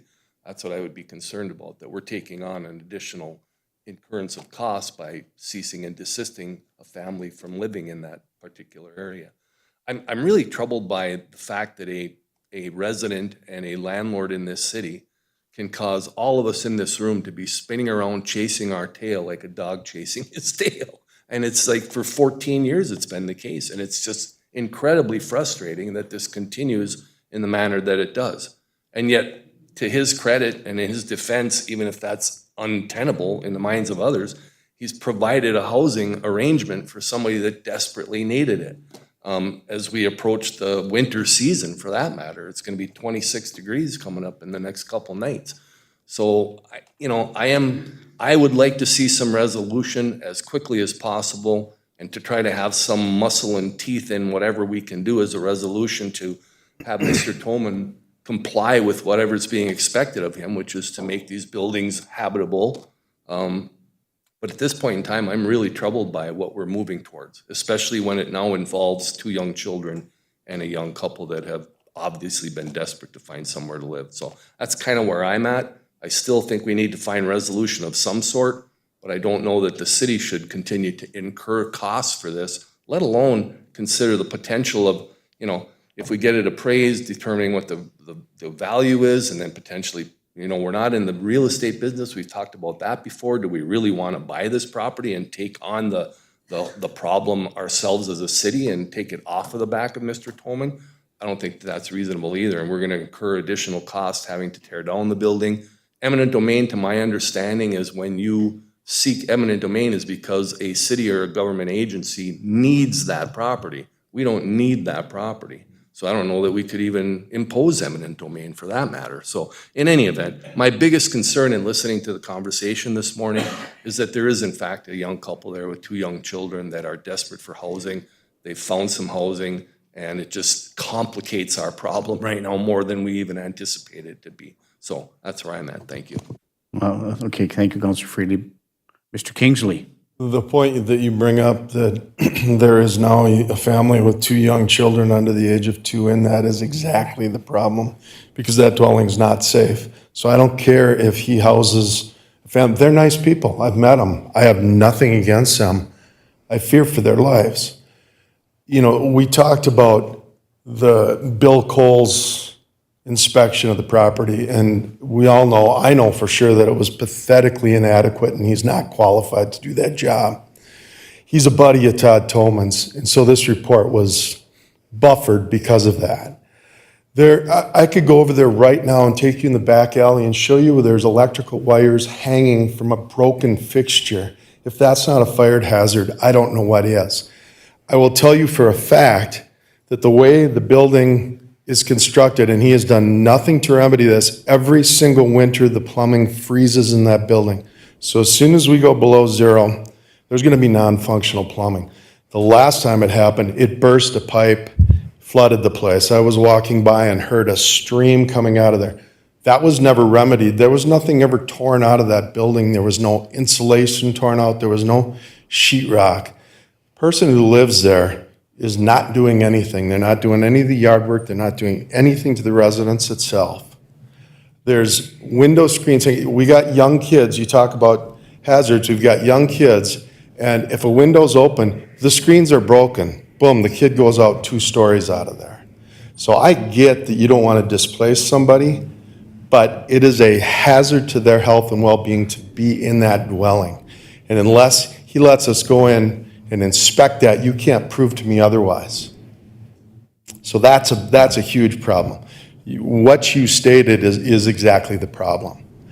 I like the family. I've met them now several times. I have nothing against them. I'd love to see them be in a nice place. They seem very nice people, but they're at risk right now. 2 young kids who there's no way they're getting out of there are at risk.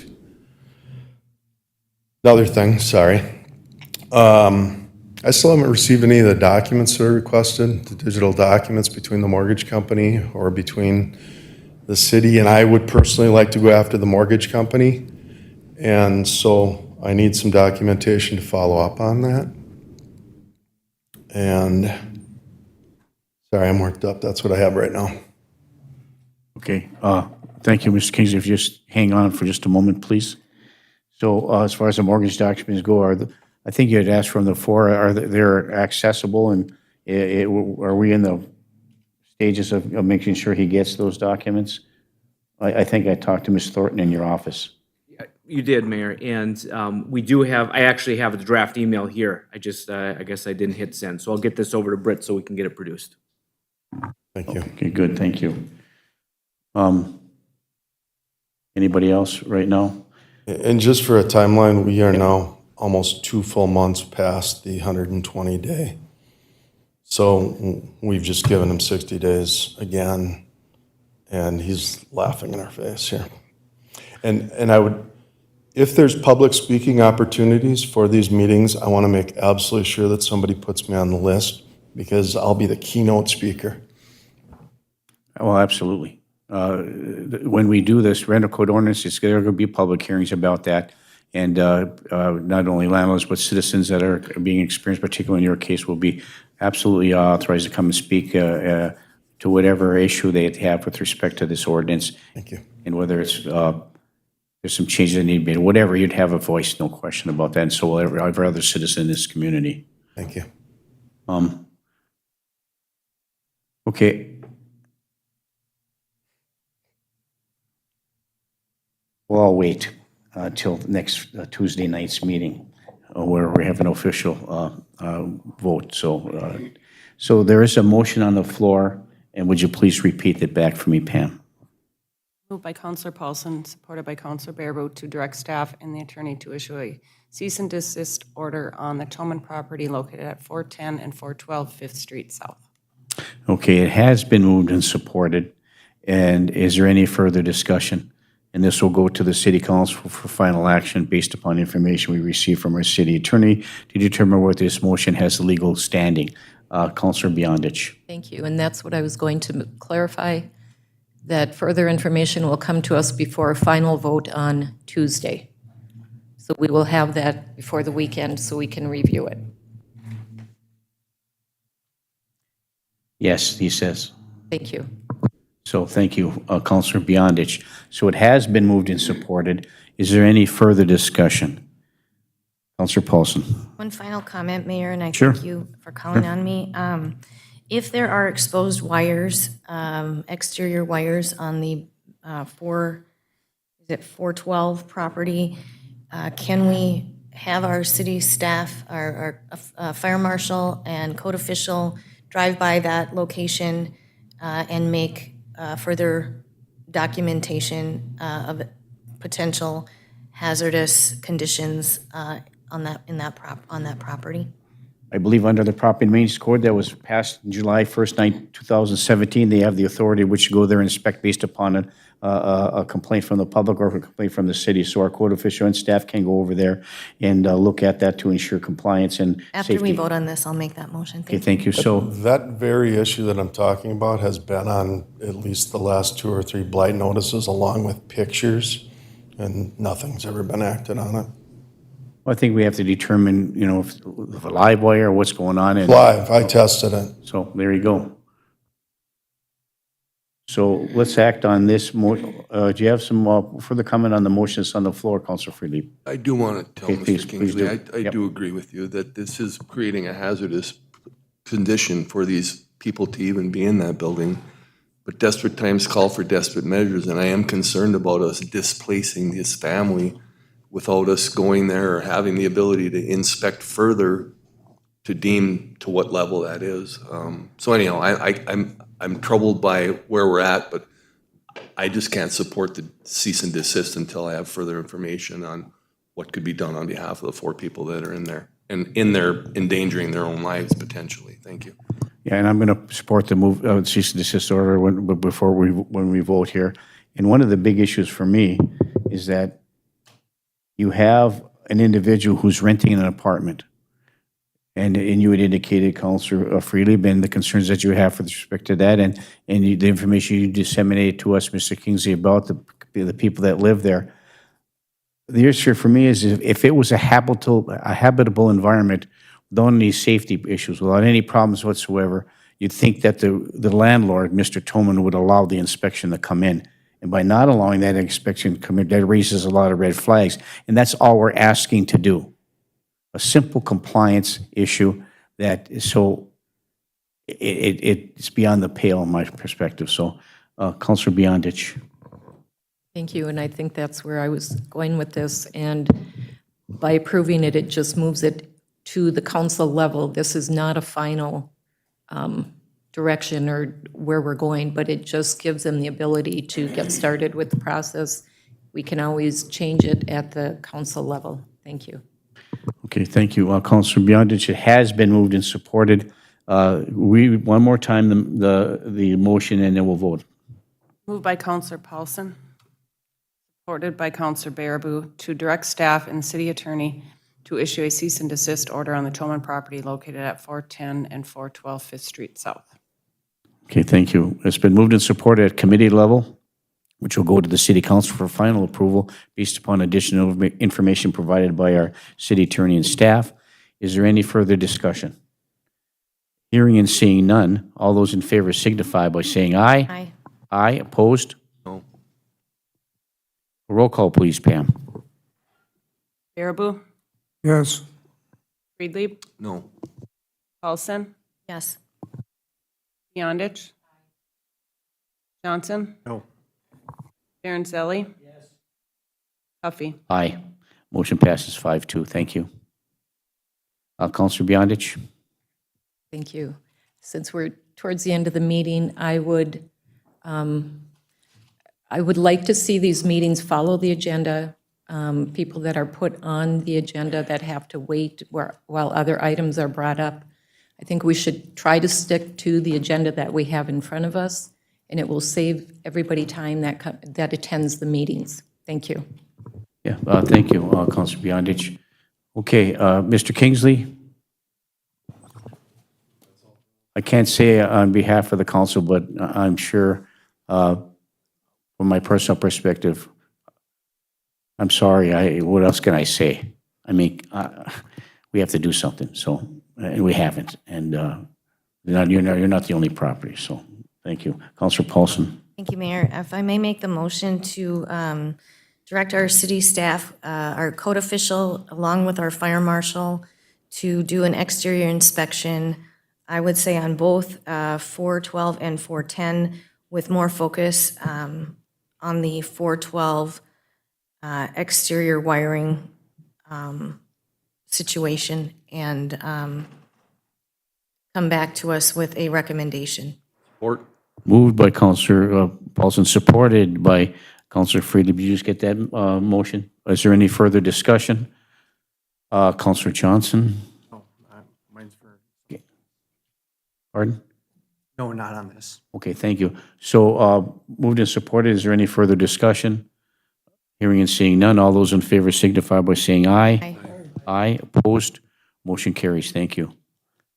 Fred, before we go into closed session, I think we might have a few other items of concern. If that we may do that first. Councilor Johnson. I'd like to move to direct city staff to write up the alternative letter, knowing Mr. Toman is taking risks by having renters, as suggested by the attorney, as a parallel path.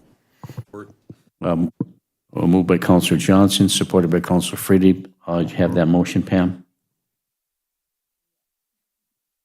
Repeat it one more Yeah, time, one more please. time, please, Councilor Direct city Johnson. staff to write the letter as suggested by attorney about the risks Mr. Toman is taking by renting the property that has not been re-inspected.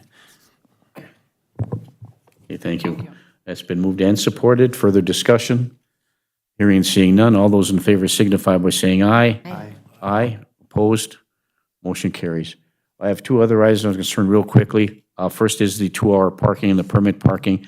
I understand there's a study that's going to be presented at the next committee of the whole meeting, and I think I'd like to expedite some action taken by Street and Alley with respect to this once we get that information from Mr. Reed and the map moving forward. And that's for the general public. We're getting a lot of calls about that, particularly from business owners. So we are taking a look at that. So it's going to be on the agenda for October 17th. Is that correct? All right, thank you. And then item number 2 is, and I know I don't want to take a lot of discussion about this, but I have spoken to other mayors and looked at other ordinances with respect to the edibles that are containing hemp products and or the costs associated with that, and whatever the law says. I know the 2019 Farm Bill passed. We passed an ordinance putting a moratorium on it for a year, but a lot of these other ordinances are being passed just like similar to the one we passed, but with a codicil in there that they allow, because it's legal in the state of Minnesota, to continue to allow the people in certain zoning areas, like in the business district, to continue to operate. Those who are selling it now, to continue to allow them to sell, but put a moratorium on allowing any other business to sell until we determine what's going on. That's the civil side of it. The criminal side of it is what the police department is looking at, and that's, I think, one of the reasons with the impetus for the 1-year moratorium to determine, what the regulations are with respect to enforcement pieces of it. So there's an enforcement aspect of it is, and what all I'm simply like to do is have the council consider for something in the near future to take a look at if we can make a modification to that ordinance to allow that to happen, at the same time reviewing whatever means necessary to put additional restrictions if we determine to do so on those that are going to sell in restricted zoning areas and where that's at. So does that make sense? Chief, is there any issues that you have with us to consider looking at that in the future?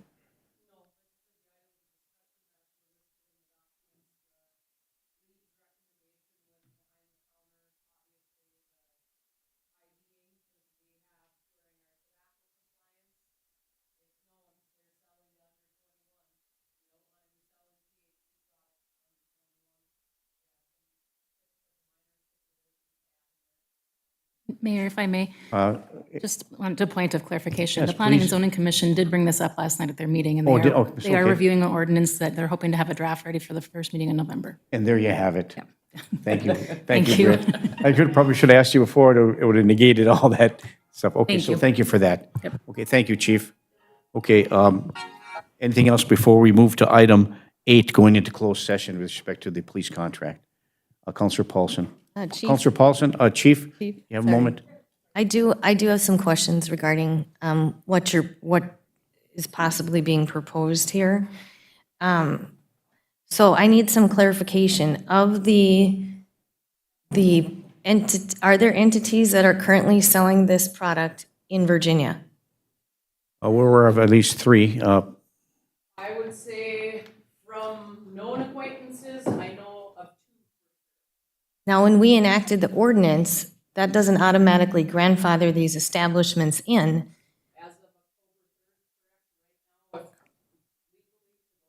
our ordinance, we could find that we're selling. Mhm. There's a third, and I did notify the ordinance on the zoning.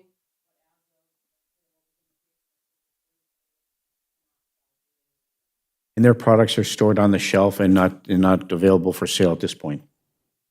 And we're not enforcing our own moratorium? We are, We are. So they've pulled that product off of their shelves? right. Okay. And from what I've heard, that's not the case, so. Well, that we have avenues we can figure out. And then we're relying on the Planning and Zoning Committee to come up with an actual zoning plan in order to give, I would, for lack of a better word, licensure to these entities to be able to sell this product. Correct. There's 2 ordinances they were looking at, was a licensure ordinance and also a zoning ordinance. Because there need to be a change to the zoning that's allowed, and there need to be a change to licenses that we supply. And do And we? that's what that's what other communities are doing.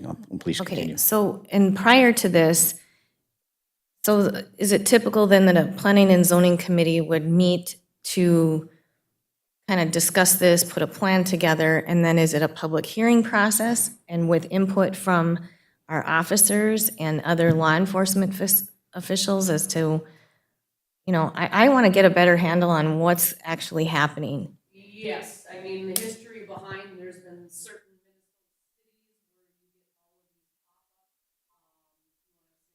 sale next to daycares, schools.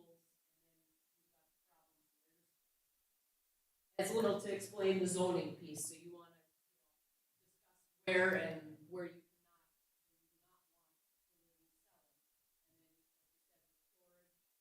cannot parting, following the current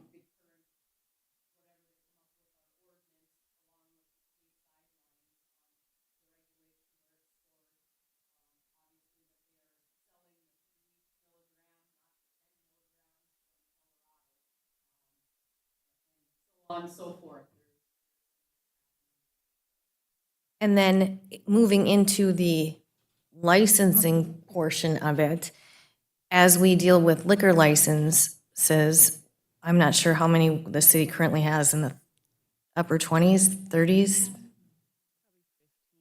Oh, so it's lower. I thought it was higher. Dropping. So then, would the Planning and Zoning Committee be the ones determining the number of licenses? That would be the council is the ultimate authority on all ordinances. The zoning committee just is making a recommendation on zoning classifications. Because the We Are zoning ordinance reads right now, if you're in an R2 district, a home-based business could sell them if we didn't have the moratorium on them. So there's why we put the moratorium on. So discussion with planning and zoning was, do you allow it in residential districts ever? Do we do it just in business districts? What about industrial? What about public? What about mining open space? I mean, those are our classifications that we have in the city.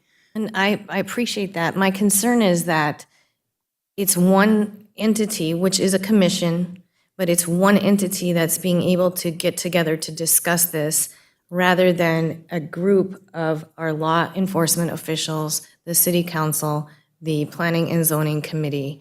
I'm concerned as to how those discussions are being framed, and And they don't make the determination, the council does. So they're going to make a recommendation to you, and I then you guys understand. could decide to have a public hearing, just like the rental code. Right, I understand that, but like in order to, I would say, get in front of it, I would rather, just like what we had happen with the school district, I would rather be proactive in part of those initial conversations and hearing what law enforcement is dealing with, and hearing recommendations and working together as a working group instead of one commission kind of determining what their recommendation, normally 9 times out of 10, we go upon the recommendation of any committee that comes forward, whether it be Park and Rec or whatever.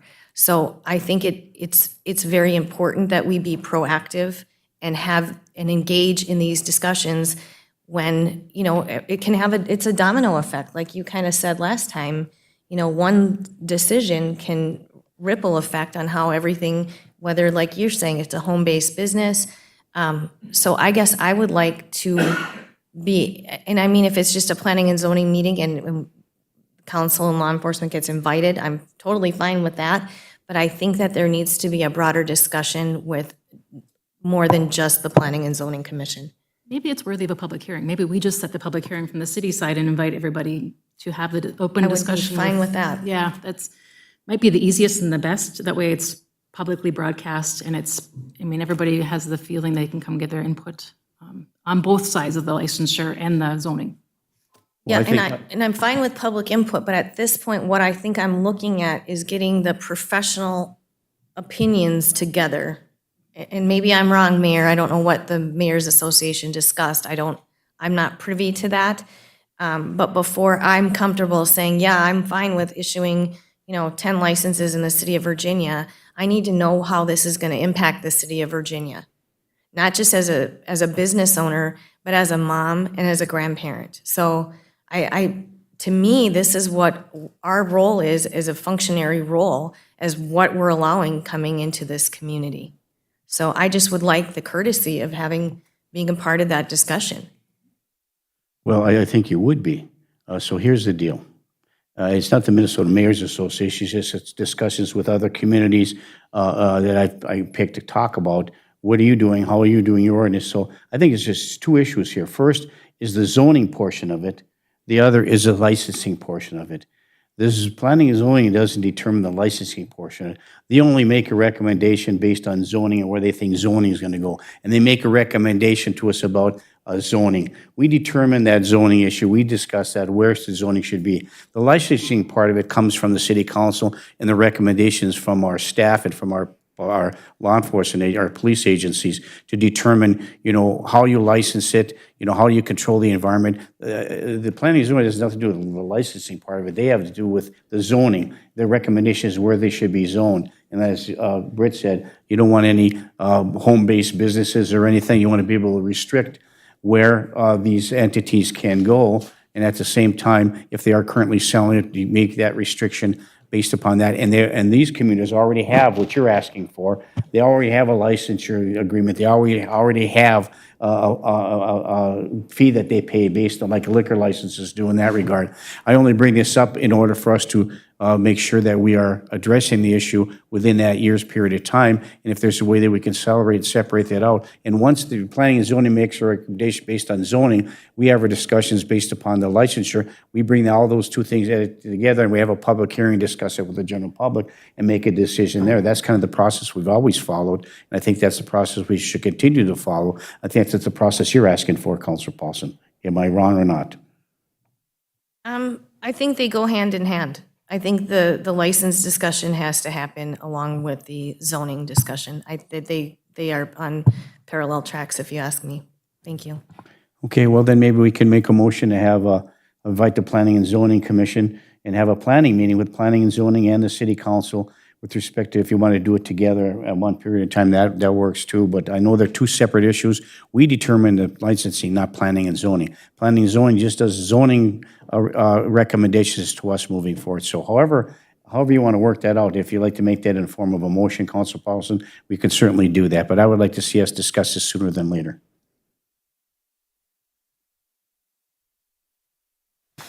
Okay, Don't do that, Larry. Don't lose your breath because I want to talk, okay?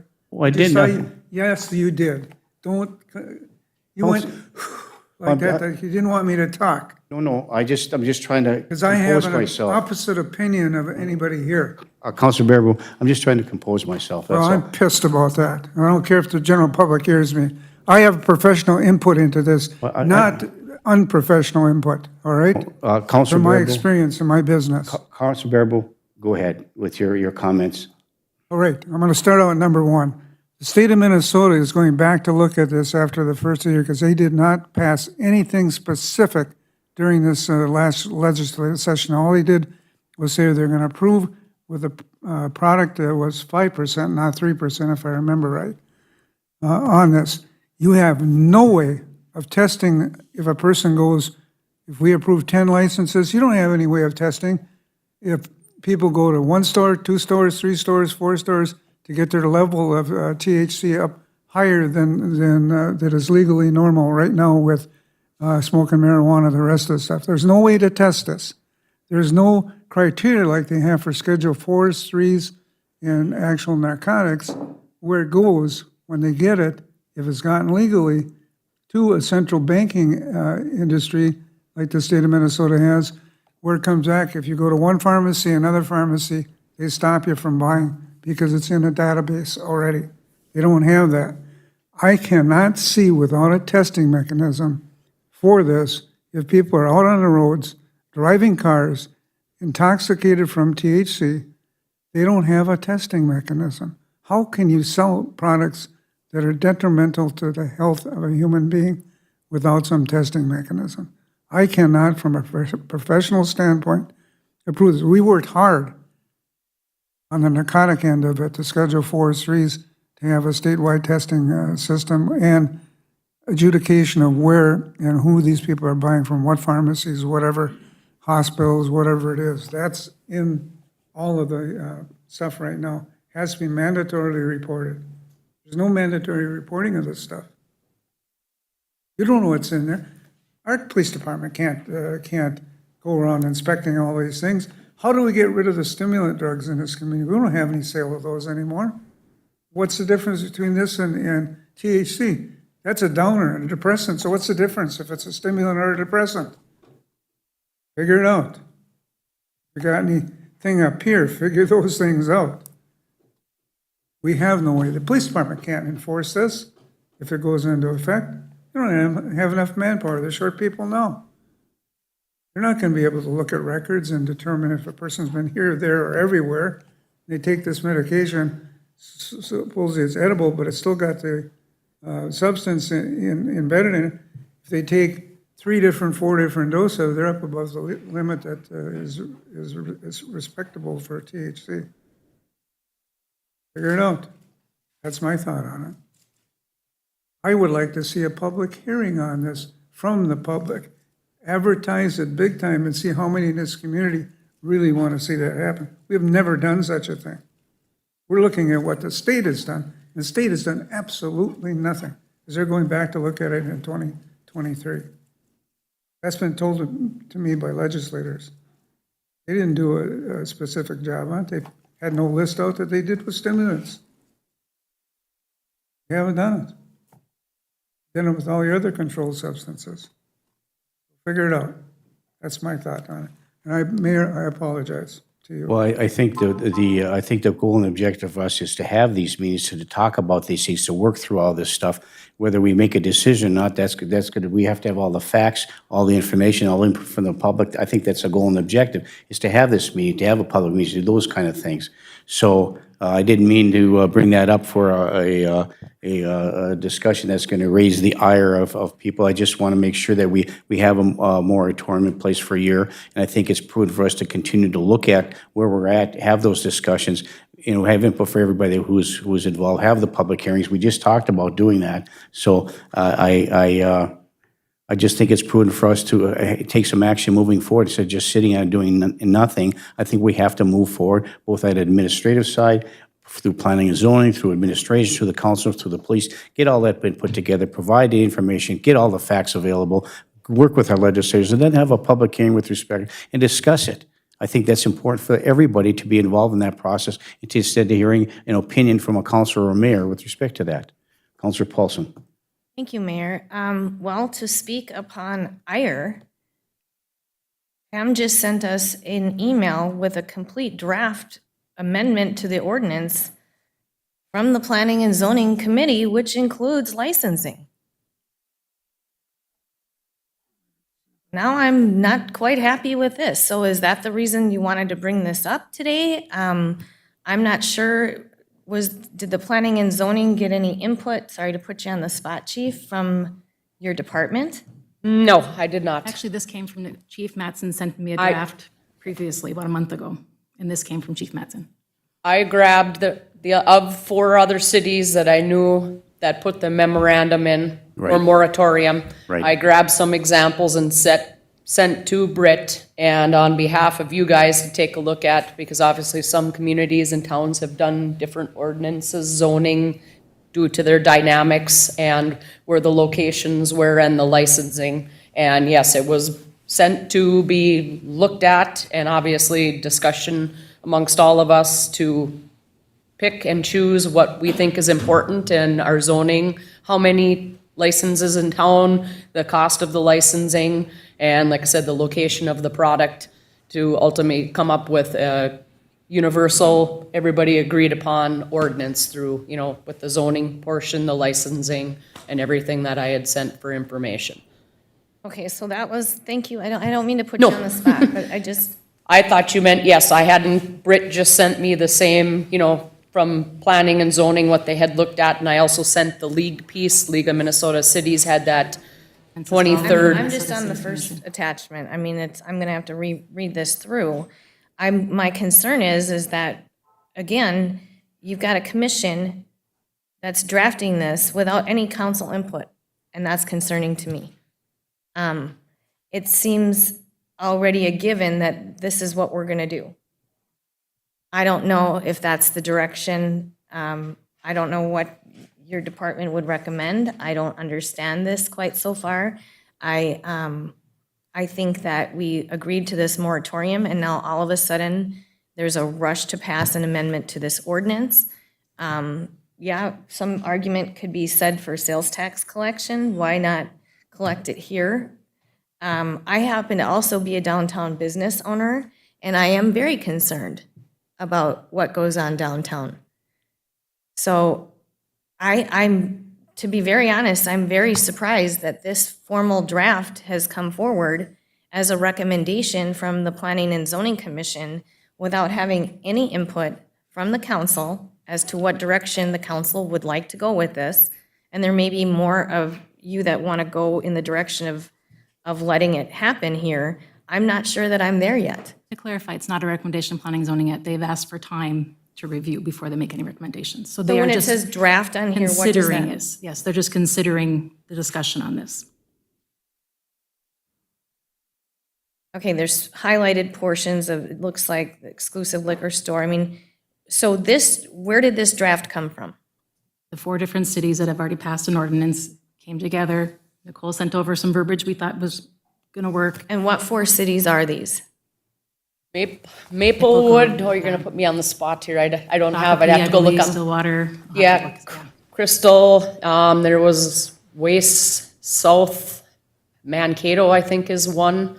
And like I said, due to their different geographics on the zoning, they also included agricultural areas. So some of those, that's why I presented the 4 that I could locate online from their city council meetings when they obviously ultimately, like we did when I brought up to you guys, and the city had our meeting that, yes, we need to put a stop to this till we figure out the zoning, licensing, and storing, and that was my ultimate thing, like I said, not to, push this through, and I haven't had my eyes on it. It's, my ultimate understanding was we'd all discuss it, you'd take my input, my direction on the law enforcement side, you guys with the zoning and business with our public input, where we would get something on paper that, like I said, is conducive to our community, our location, with the zoning and licensing, and like I said, the storage of the said product. Okay, so I guess the ultimate goal then would be to have a conversation moving forward based upon things that are cultivating in the, I guess, from staff or administration or committees or commissions. My ultimate issue, though, is this what we want here in Virginia? And where the cart is already, I mean, the horse has already left the barn when we start engaging in documents like this. Really, it does not become official till it's passed, and you guys can certainly decline the ordinance at any time, and you can leave the moratorium on, you can take the year to look at it and figure out what you want. Like, I would have rather have had an ordinance come, these drafts or whatever compile, the compilation, come forward to the council, let us digest and read it, and then give a direction to the commission. To me, this is backwards, and that's not, I'm very concerned about this issue. And I'm sorry that I'm discussing it so at length, but this is very concerning to me. And, you know, we deal with drugs and alcohol in our schools. I mean, this is a concerning issue to me. So I don't think any of us take it lightly. I don't think it's as black and white as, hey, let's make some sales tax revenue on this issue either. I mean, they're going to buy it in Evelyn, or they're going to buy it wherever it's sold, and they're going to be taking whatever amounts they want to, and there's no way to regulate that. I get that. I get all of that. But I think that we need to have a discussion about this. So if that needs to go on an agenda item before the horse is in a full-blown race here, I would really like to back this up and have a healthy, broad-based discussion from the departments that would have to be dealing with this, including the fire department. To me, that's just makes sense, Mayor. Thank you. Right, and I think that's what we all want. I think this is a process. We passed the moratorium for the year for a reason. We're now we have planning and zoning looking at it, we have our staff looking at it, we have our police department looking at it. We're just in the embryonic stages, preliminary gathering of information with respect to this, and I don't think we're going to be rushing to judgment in this regard.